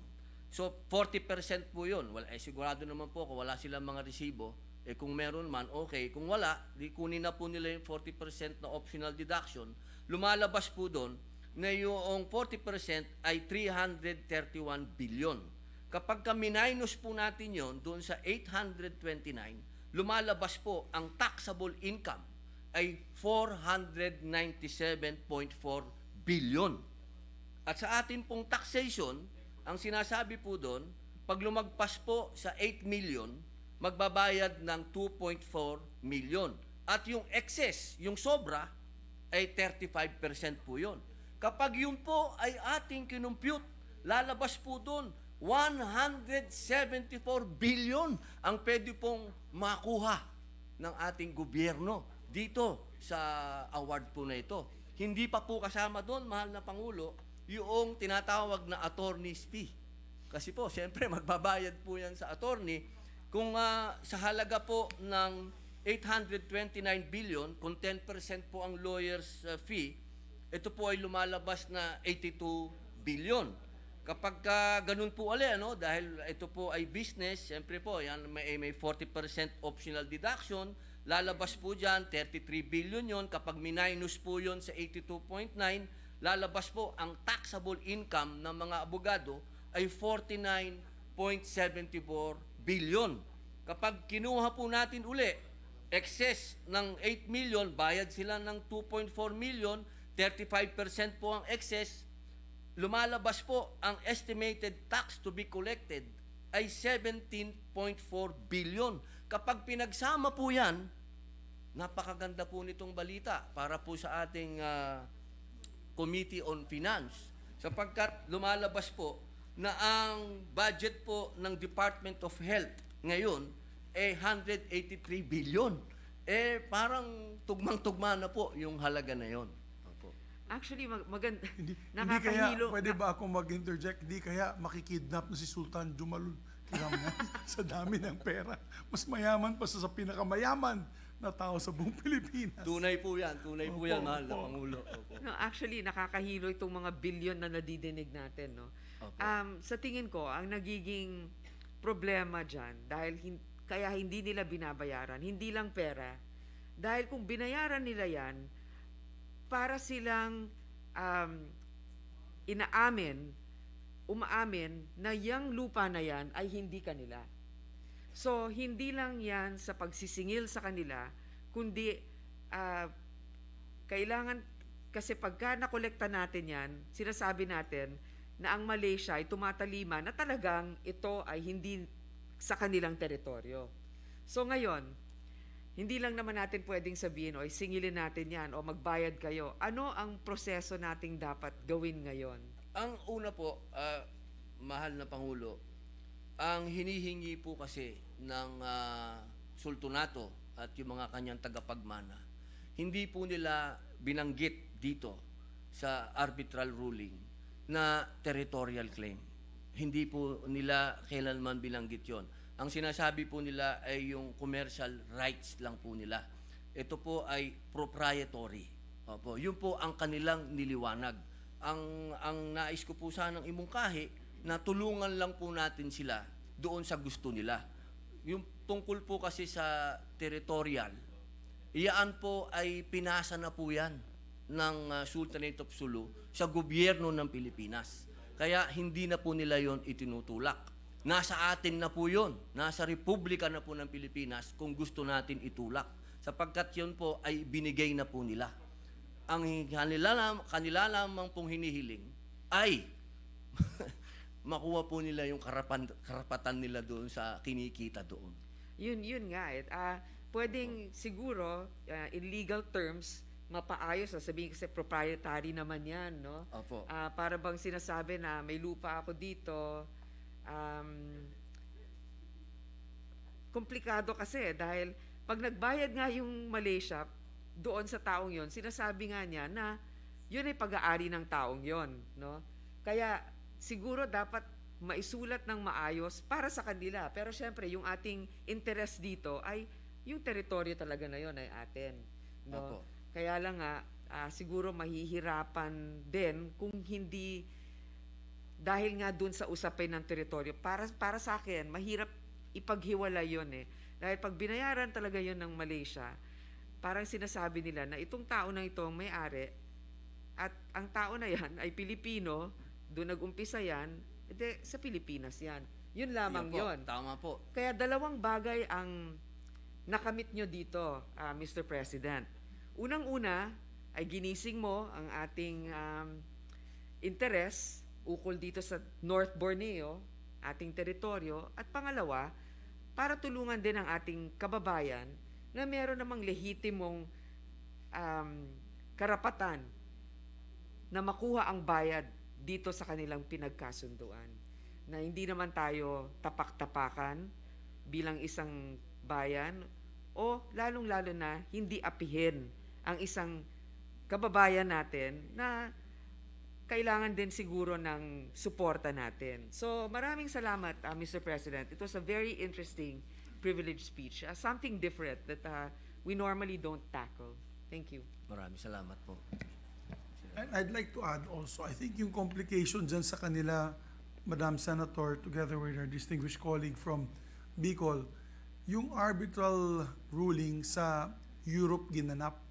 I think ang complication dyan ay kinukuha po nila ang ari-arian or nagkakaroon na ng parang garnishment. And I think that's why it is a hot topic now in Malaysian Parliament, na itong topic na binanggit ng ating mahal na kapatid, Senator Robin Hood Padilla. But again, of course, we will be treading also in very, how do you say, we have to tread very carefully kasi Malaysia is also an ASEAN brother and ally in the ASEAN. So, maganda din po, binanggit ni Senator Padilla ito para at least malaman din ng ating mga kababayan, lalo na mga ating mga kasamahan sa Senado, na may ganitong pangyayari. Lalo na sa arbitral ruling na nilabas ng isang French court about Sabah and the Sultanate of Sulu. Mahal na Pangulo, dagdag ko lamang po. Opo. Ang isa po nating minimithi sa oras na ito ay maipaliwanag po natin at maikwento po natin at mailahad po natin sa taong bayan na kung gaano po kayaman ang ating inang bayan bago dumating ang mga dayuhan. Hindi po totoo na tayo mga walang aral, tayo po ay mga nakapaa, tayo po ay hindi po ganon. Ito po ay napakagandang halimbawa at pagpapakita sa ating mga kababayan na katulad po ng paglalahad ni Dr. Jose Rizal na bago pa yung tinatawag na pre-Hispanic Filipinos. Opo, yun lamang po ang isa po nating gustong imungkahi. At ako po'y nakikiisa diyan sa ASEAN sapagkat ngayon po ay anibersaryo ng ASEAN at bilang pagtugon nga po dyan, ako po ay nakasuot ng Malay Batik. Ayan po. Napakaganda nga po ng suot ninyo na yun. So, Majority Floor Leader, muli maraming salamat po, Ginoong Robin Hood Padilla. Yes, Mr. President, the Minority Leader wishes to be recognized. Our distinguished colleague from Cagayan de Oro, Senator Coco Pimentel, is recognized. Maraming salamat, Mr. President, and if the gentleman from Bicol and the rest of the Philippines, who we call Robin, but who would prefer to be called formally Senator Robin Hood Padilla, if he could yield the floor for some questions regarding his privileged speech. Apo, mahal na senador mula sa Cagayan de Oro. Thank you, sir. Una sa lahat, congratulations for bringing up this topic. Ito po ay very sensitive and actually very complicated topic, and nakita ko po yung research na ibinuhos ninyo para po mabuo yung kwento, madaling masundan. At nakita naman natin na ang issue talaga dun sa word na padyak o padyakan, na whether it's really a sale or a lease. So I'm sure may mga experts naman makukonsulta yan, babalik sa panahon ng 1878, kung saan po yun na nalagdaan yung agreement, tapos sila na magbibigay ng meaning na yon. So, pero kasama po sa historical recollection natin ay yung 1950s, 1960s na meron po kayo nabanggit na inassign ng Sultanate of Sulu sa Republika ng Pilipinas. So kung na-research nyo po yun, ano po ba talaga yung inassign po ng Sultanate of Sulu sa Republika ng Pilipinas? Opo, nagkaroon po kasi tayo ng mahal na Pangulo, nagkaroon po tayo ng mahaba talagang pakikibaka patungkol po dito sa North Borneo issue. Napakadami po na pinagdaanan ng Sultanate of Sulu, dumaan po ang Amerikano, dumaan ang Commonwealth, dumaan po ang pagdeklara ng independensya natin noong 1946, hanggang sa dumating po ang punto noong 1950 na nagkaroon po tayo ng hakbang. Ang ating pong mga tinatawag po nating mga yung pong concurrent, nagkaroon po ang Senado at Kongreso ng hakbang para sabihin po na atin ito, na atin itong Sabah. At yun po ay sinundan din ng presidente na si Diosdado Macapagal. Napakadami pong hakbang hanggang dumating po kay Presidente Marcos, hanggang sa itinatagpo ang ASEAN. Yan pa rin po ang pinag-uusapan ng patungkol sa Sabah. Ngayon, ang Sultanate po ay palagay ko nakita naman po na nasa katotohanan naman sila na ang kanilang hinahabol sa ngayon, kaya po nila inilipat nila sa Pilipinas, sa Republika ng Pilipinas, yung pag-claim doon po sa teritoryo. Hindi po nila inaasahan na kaya pa nilang gawin. Kailangan na ng Pilipinas, kailangan na ng Republika. Opo. At ito po ay nangyari noong 1962. Opo. At yes, Mr. President, at ito pong pag-assign galing sa Sultan of Sulu or Sultanate of Sulu pabor sa Republika ng Pilipinas ay tinanggap ng Republika ng Pilipinas. Opo, Yan tinanggap po importante. natin. So, siyempre pagka tinanggap na yan ng isang republika, kailan baka pa niya ng aksyon ang kanyang pananalita na tinatanggap niya ang assignment sa kanya ng isa niyang citizen. Opo. Sangayon po ba kayo doon, Mr. President? Opo, mahal na Pangulo, tinatanggap po ng Republika, katunayan sa bawat pag-uusap po sa ASEAN at bawat mga Pangulo po, meron po tayong mga kwento dyan. Meron pa pong kwento dyan si Pangulong Fidel Ramos, yung atin pong yumao na magaling na Pangulo. Nung nagkita po sila ng Mahathir Muhammad, ang Prime Minister ng Malaysia, mahal na Pangulo, sinabi niya pa, biniro niya pa, sinabi niya, mabuti pa, bayaran mo na lang. bayaran mo na lang ang Sultanate para matapos na to. At ganun din po si Presidente Marcos Sr., sinasabi din niya na mabuti pa tapusin na natin tong pag-claim ng territory para maayos na natin ang ASEAN.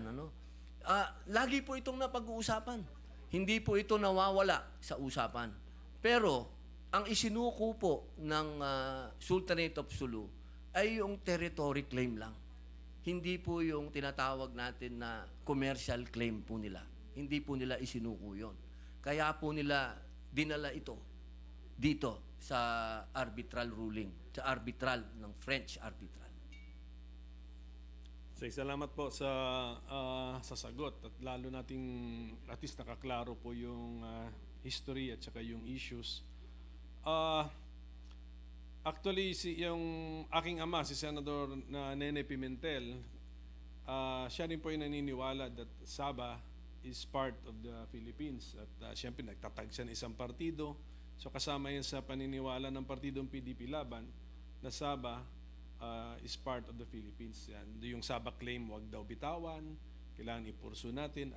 At pinakita po ng ating kasama na si Senator Robin Hood Padilla na meron talagang legal basis ang Republika ng Pilipinas na ipagpatuloy yung claim na yan as assigned by the Sultanate of Sulu.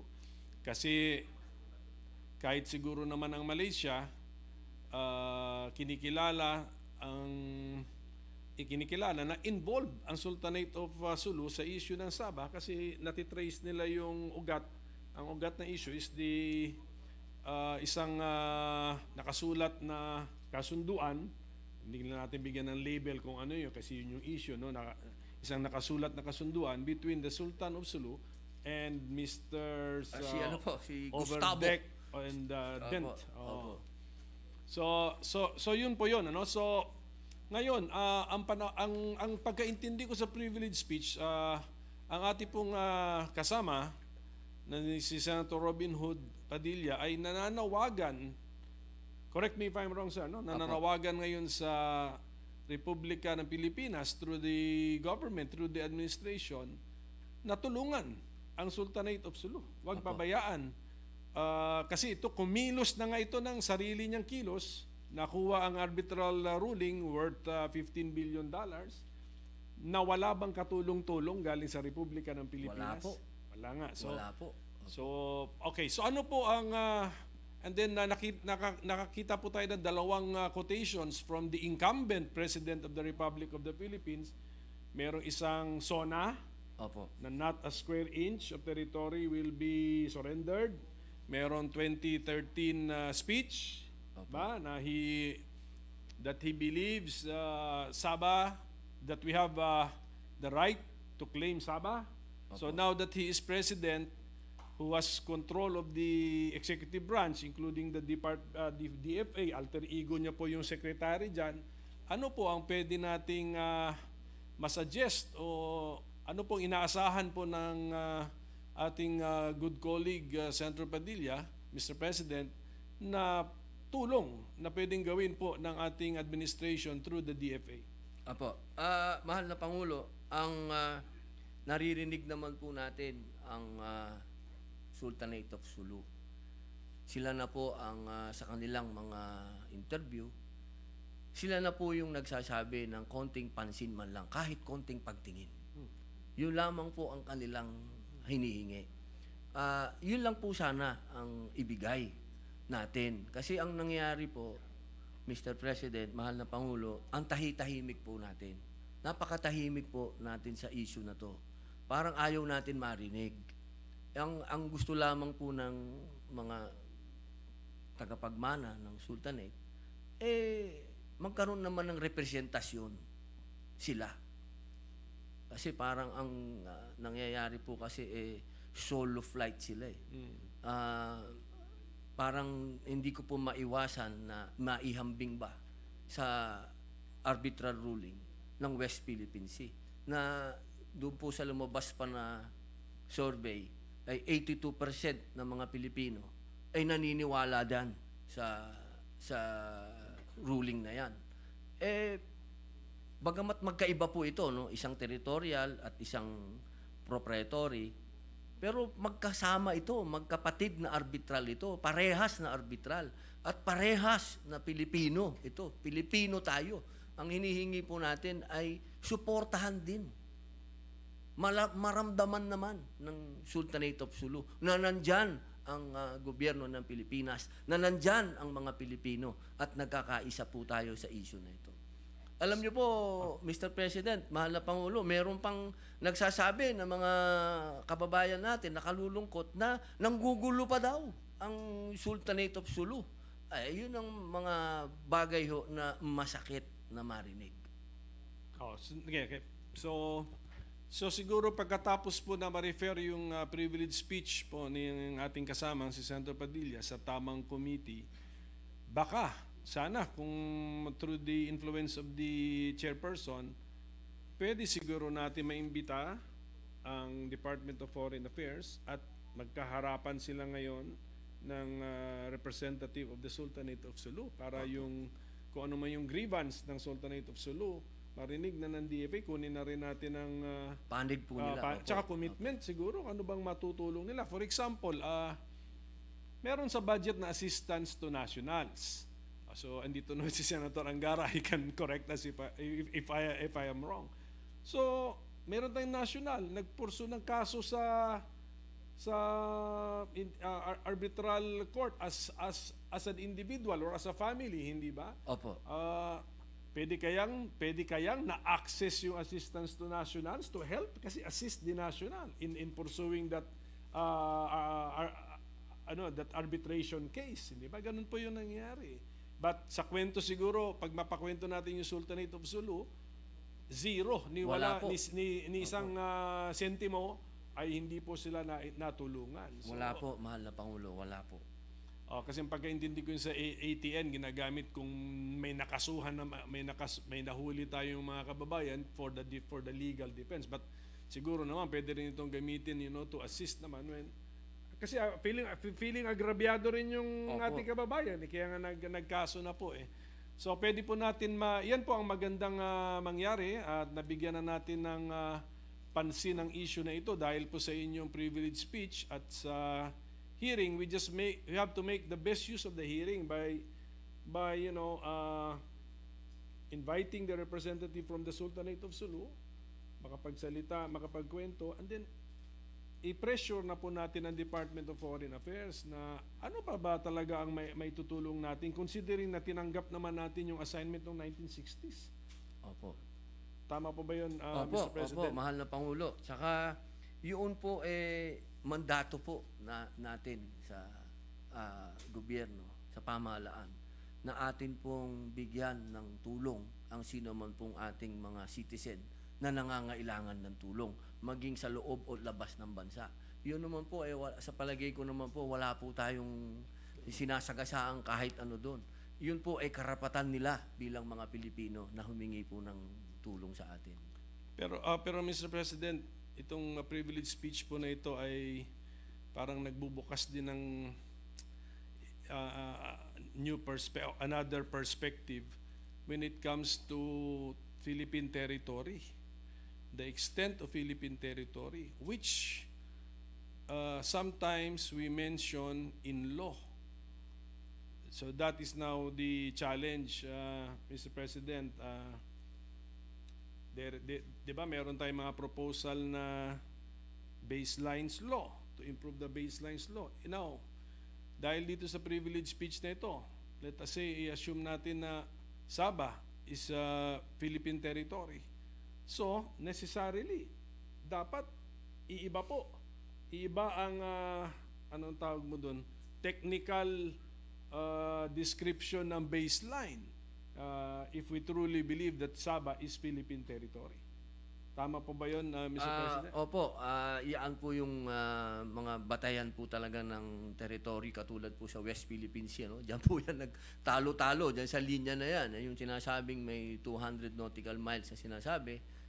Pero ang gusto ko lamang pong diinan, mahal na Pangulo, yung pong usapin ng teritoryo, napaka-sensitibo po niyan na pag-usapan sa ngayon, lalo sa pinakamaagang pagkakataon. Mas gusto ko pong diinan sa ngayon yung paniningil po natin dito sa napanalunan na ng Sultanate of Sulu na $15 billion. Malapit na po, no, sa 15 billion. Dahil ito po ay nanalo na tayo.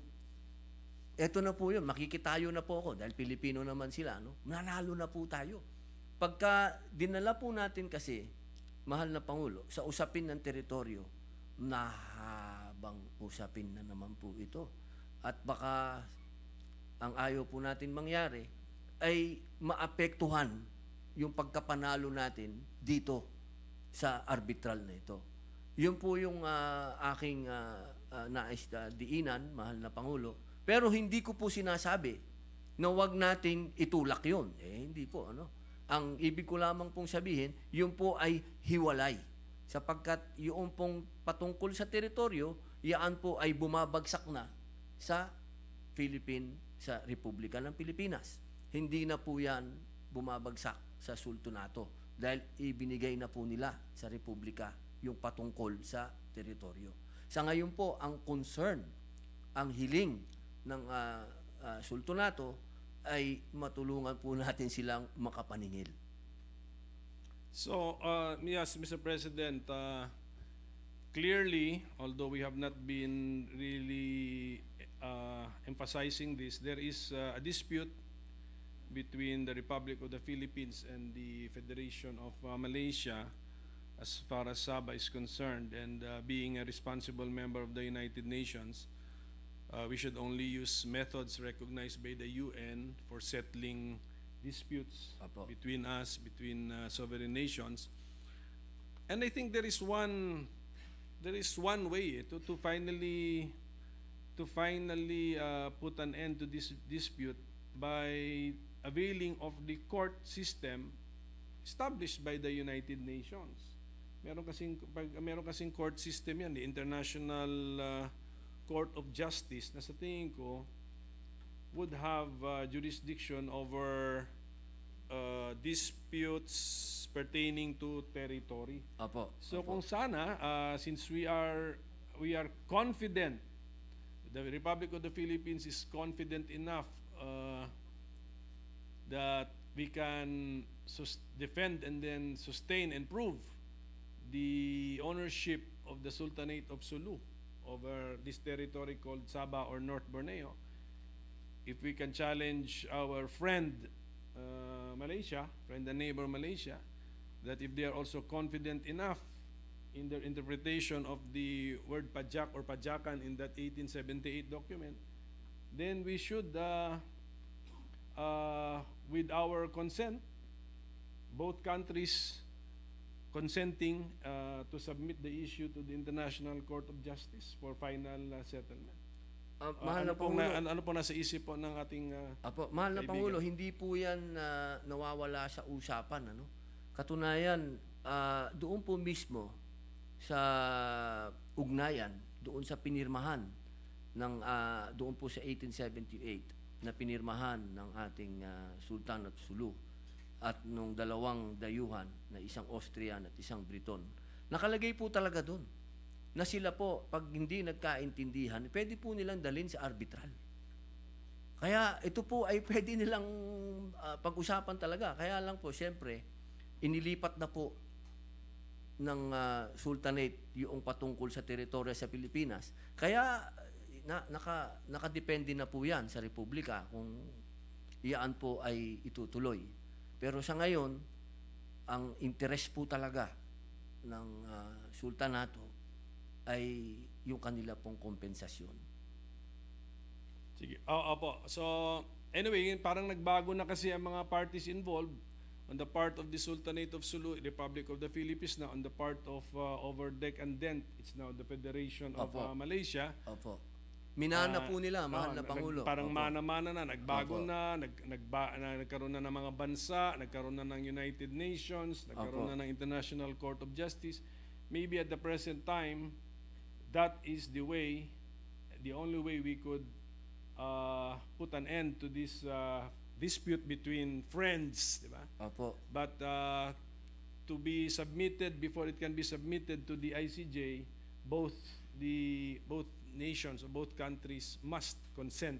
Yun po. So, siguro sa hearing natin, tatanungin ko ang Department of Foreign Affairs if we are confident enough to challenge our friend Malaysia to just submit the issue to the ICJ.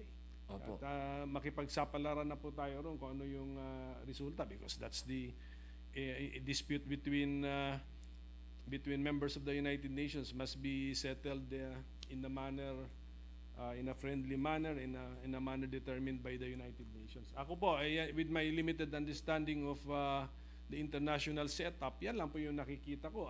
Otherwise, kung wala talagang magre-referee or walang magre-referee na kinikilala ng mga parties involved, we are not talking about people anymore. We are talking about countries. Opo.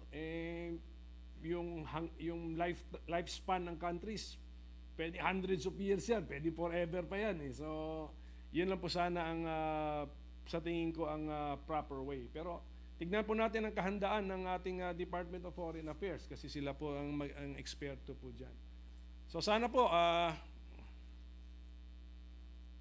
I just got a note that even the OSG is looking into the implication of the French arbitral ruling. So siguro sa hearing po ng committee, imbitahin na rin natin ang OSG.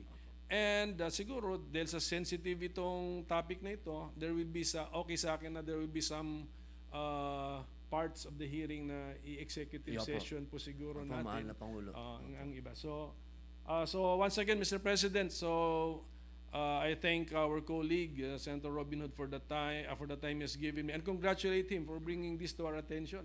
And then it's now recorded in the Senate Journal that the topic was brought up and then discussed in the Senate. So congratulations, sir.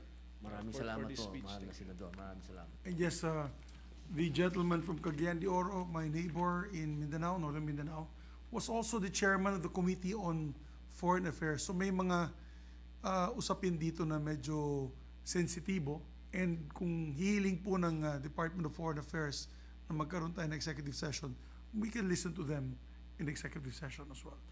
So maraming salamat. Majority Leader.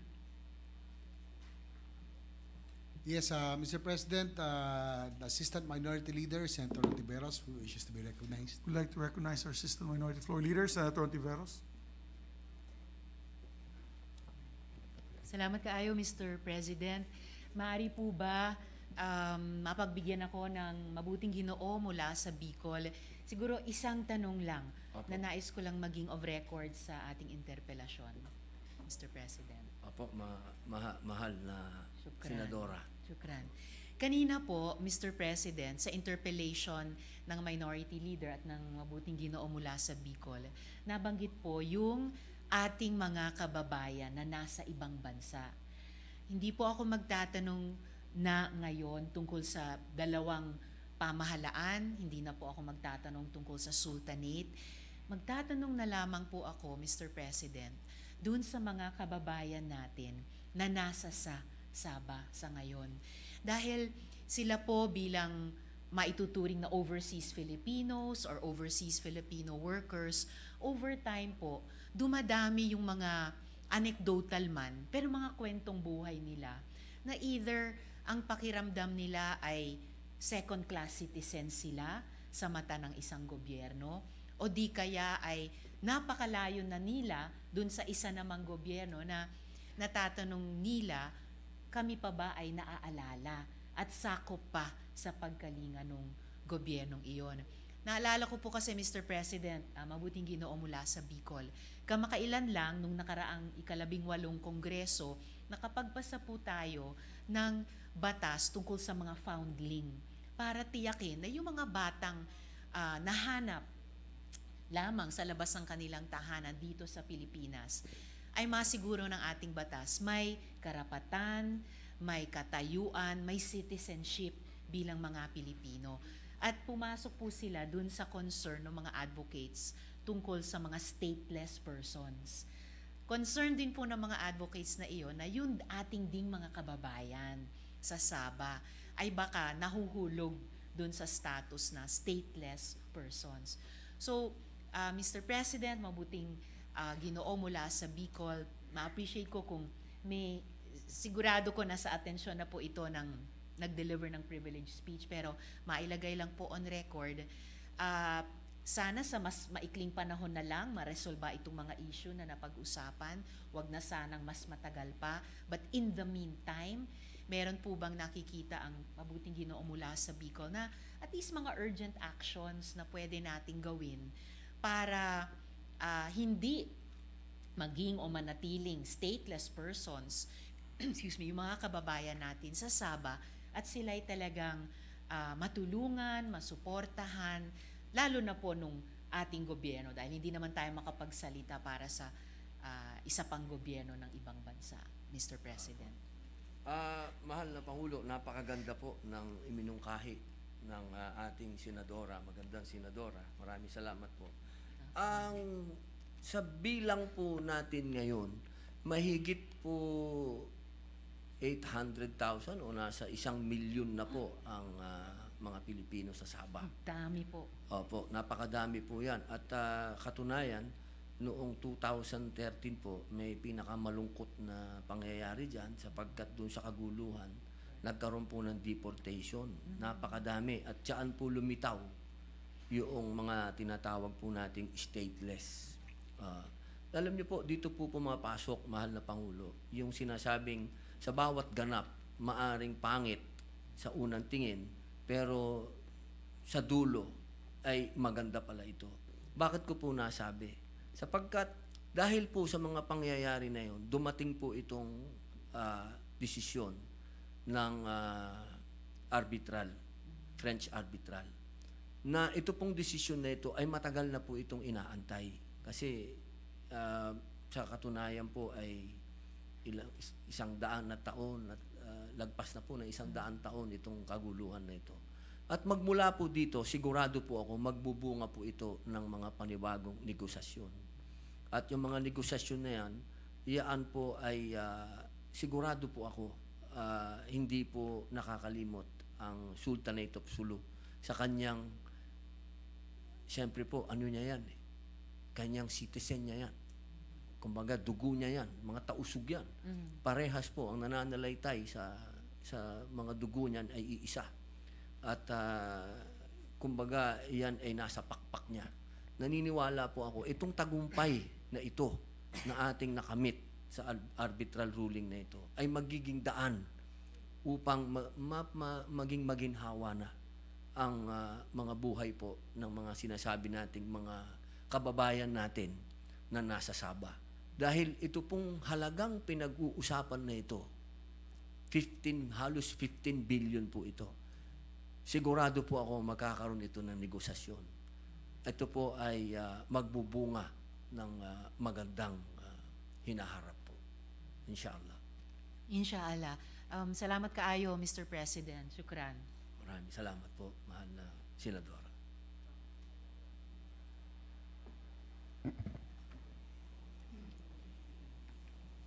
Mr. President, the Senate President Pro Tempore wishes to be recognized. We'd like to recognize the distinguished Senate President Pro Tempore, Senator Lauren Legarda. Mr. President, gusto ko pong makiisa sa adikain ng ating number 1 Senator Robin Hood Padilla. Una, sa kanyang malasakit sa lupain ng Pilipino at ng atikain ng pamilyang Kiram at ang ating pagrespeto sa territorial integrity at soberenya na kung ano ang atin at sa kanyang napaka-komprehensibong privilege speech na kanyang binigay sa atin at binigyan ng pansin ng muli ang napakatagal ng pinag-uusapan bago pa man tayo lahat ay nandito. In fact, it was brought to my attention, Mr. President, it's in the Senate website, I cannot recall, but in 2013, when this representation was chairperson of the Senate Committee on Foreign Relations in the 16th Congress, Sultan Jamalul Kiram III asked to speak directly with President Noynoy Aquino to end the bloodshed and the standoff in the conflict between the Malaysian forces and the followers of the Sulu Sultanate in Sabah. I was given a link. I do not recall. Maybe it was a letter, an email, a communication through someone that he asked me to connect him with then President Aquino. It just was sent to me, but I have no recollection what action I did then. It's only now again that I am faced with the issue of Sabah. I also appreciate the Deputy Minority Leader's interventions and queries on the legal status of the people in that area. My simple question is, and I would assume that they're Filipinos, the Filipinos there, sila po ay Filipino citizens pa rin po, right? With the right of suffrage, with the right to social pension, or ayuda if they're in need, or healthcare. Ano po ang kanilang mga benepisyo bilang nanirahan sa lupain na karapat-dapat ay atin, ngunit sakop ng ibang bansa? Mahal na Pangulo, pagbibigay-pugay po sa mahal na Senadora. Mahal na Pangulo, yung pong sitwasyon ng ating mga kababayan sa Sabah, yan po ay matatawag na magkakamag-anak po yan eh. Yang mga nandyan sa Sulu, hanggang Tawi-Tawi, hanggang Sabah, North Borneo, magkakamag-anak po yan. At sa matagal na panahon, meron po tayong tinatawag na barter trade dyan. Katunayan, ang namamalengke nga ho ang mga kababayan natin dyan sa Sabah. Ganyan po kalapit ang Sabah sa atin. Pero yung mga kababayan po natin doon, sila, kinararangal po nila na sila yung mga Pilipino. Hindi po nila kailanman na sila ay sinasabi nila na sila yung mga Malaysian. Hindi po. Sila po, naniniwala po sila na yung lugar na yon ay pag-aari ng Sultanate of Sulu. Kaya sila po ay mga Pilipino. Nagkaroon lamang po ng tunay na kalungkutan noong 2013. Tunay po talaga, mahal na Pangulo, na nagkaroon po talaga ng exodus. Libo ng ating mga kababayan ang na-deport. At tunay din po na yung binanggit ninyo na yung atin pong sultan noong mga panahon na yan, dahil ako po ay nandoon, talaga pong nais niyang makausap ang Pangulo ng Pilipinas noong panahon na yan. Ngunit, sa nakalulungkot pong ganap, hindi ko po naibigay sa kanya yon dahil hindi ko din po nakausap ang Pangulong Noynoy Aquino. Kaya po siguro na nakarating po yan sa inyo, mahal na Senadora. Sapagkat naniniwala po talaga ang Sultanate of Sulu at hanggang ngayon, naniniwala po kami sa inyong pagmamahal sa cultural minorities, sa mga katutubo at sa mga Muslim. Kaya po yan, tunay po yan na naniniwala ako na kayo po ay pinipilit din po niyang makontak. Ano po ang mga benepisyo na nakakamit ng ating mga Filipino citizens na nanirahan sa lugar na yon?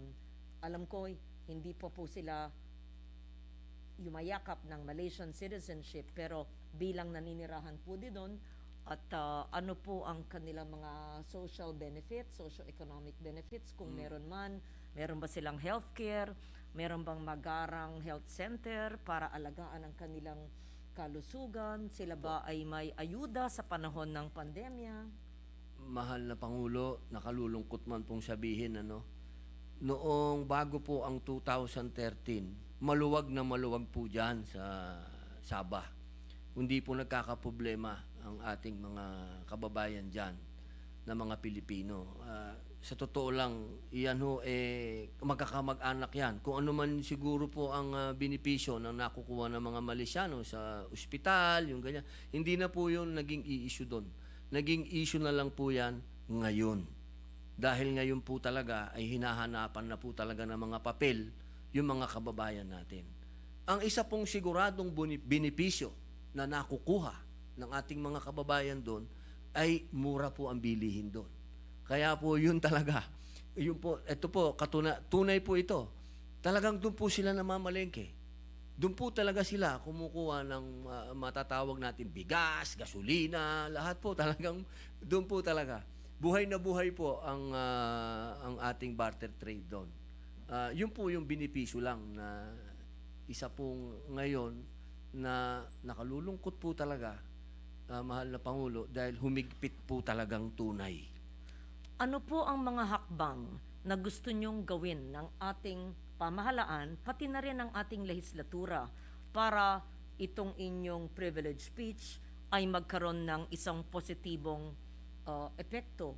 Ang pagbubuo ba ng isang interagency council na magiging responsable sa pag-uusad ng ating claim sa Sabah ay napapanahon?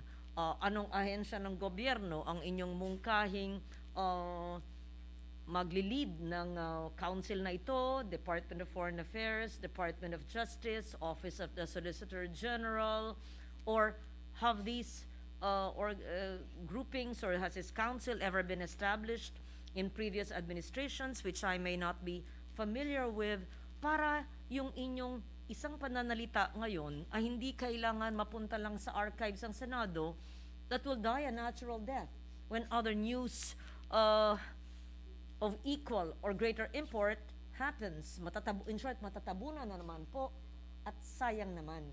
Para hindi lang po magandang pananalita. So what are the concrete actions that that your honor wishes to take so that we can support you Opo. in the way forward? Mahal na Pangulo, una po ay wag naman pong maging masyadong matahimik ang ating gobyerno.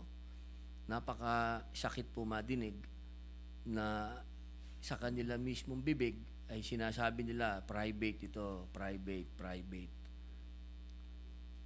Napakasakit pong madinig noon sapagkat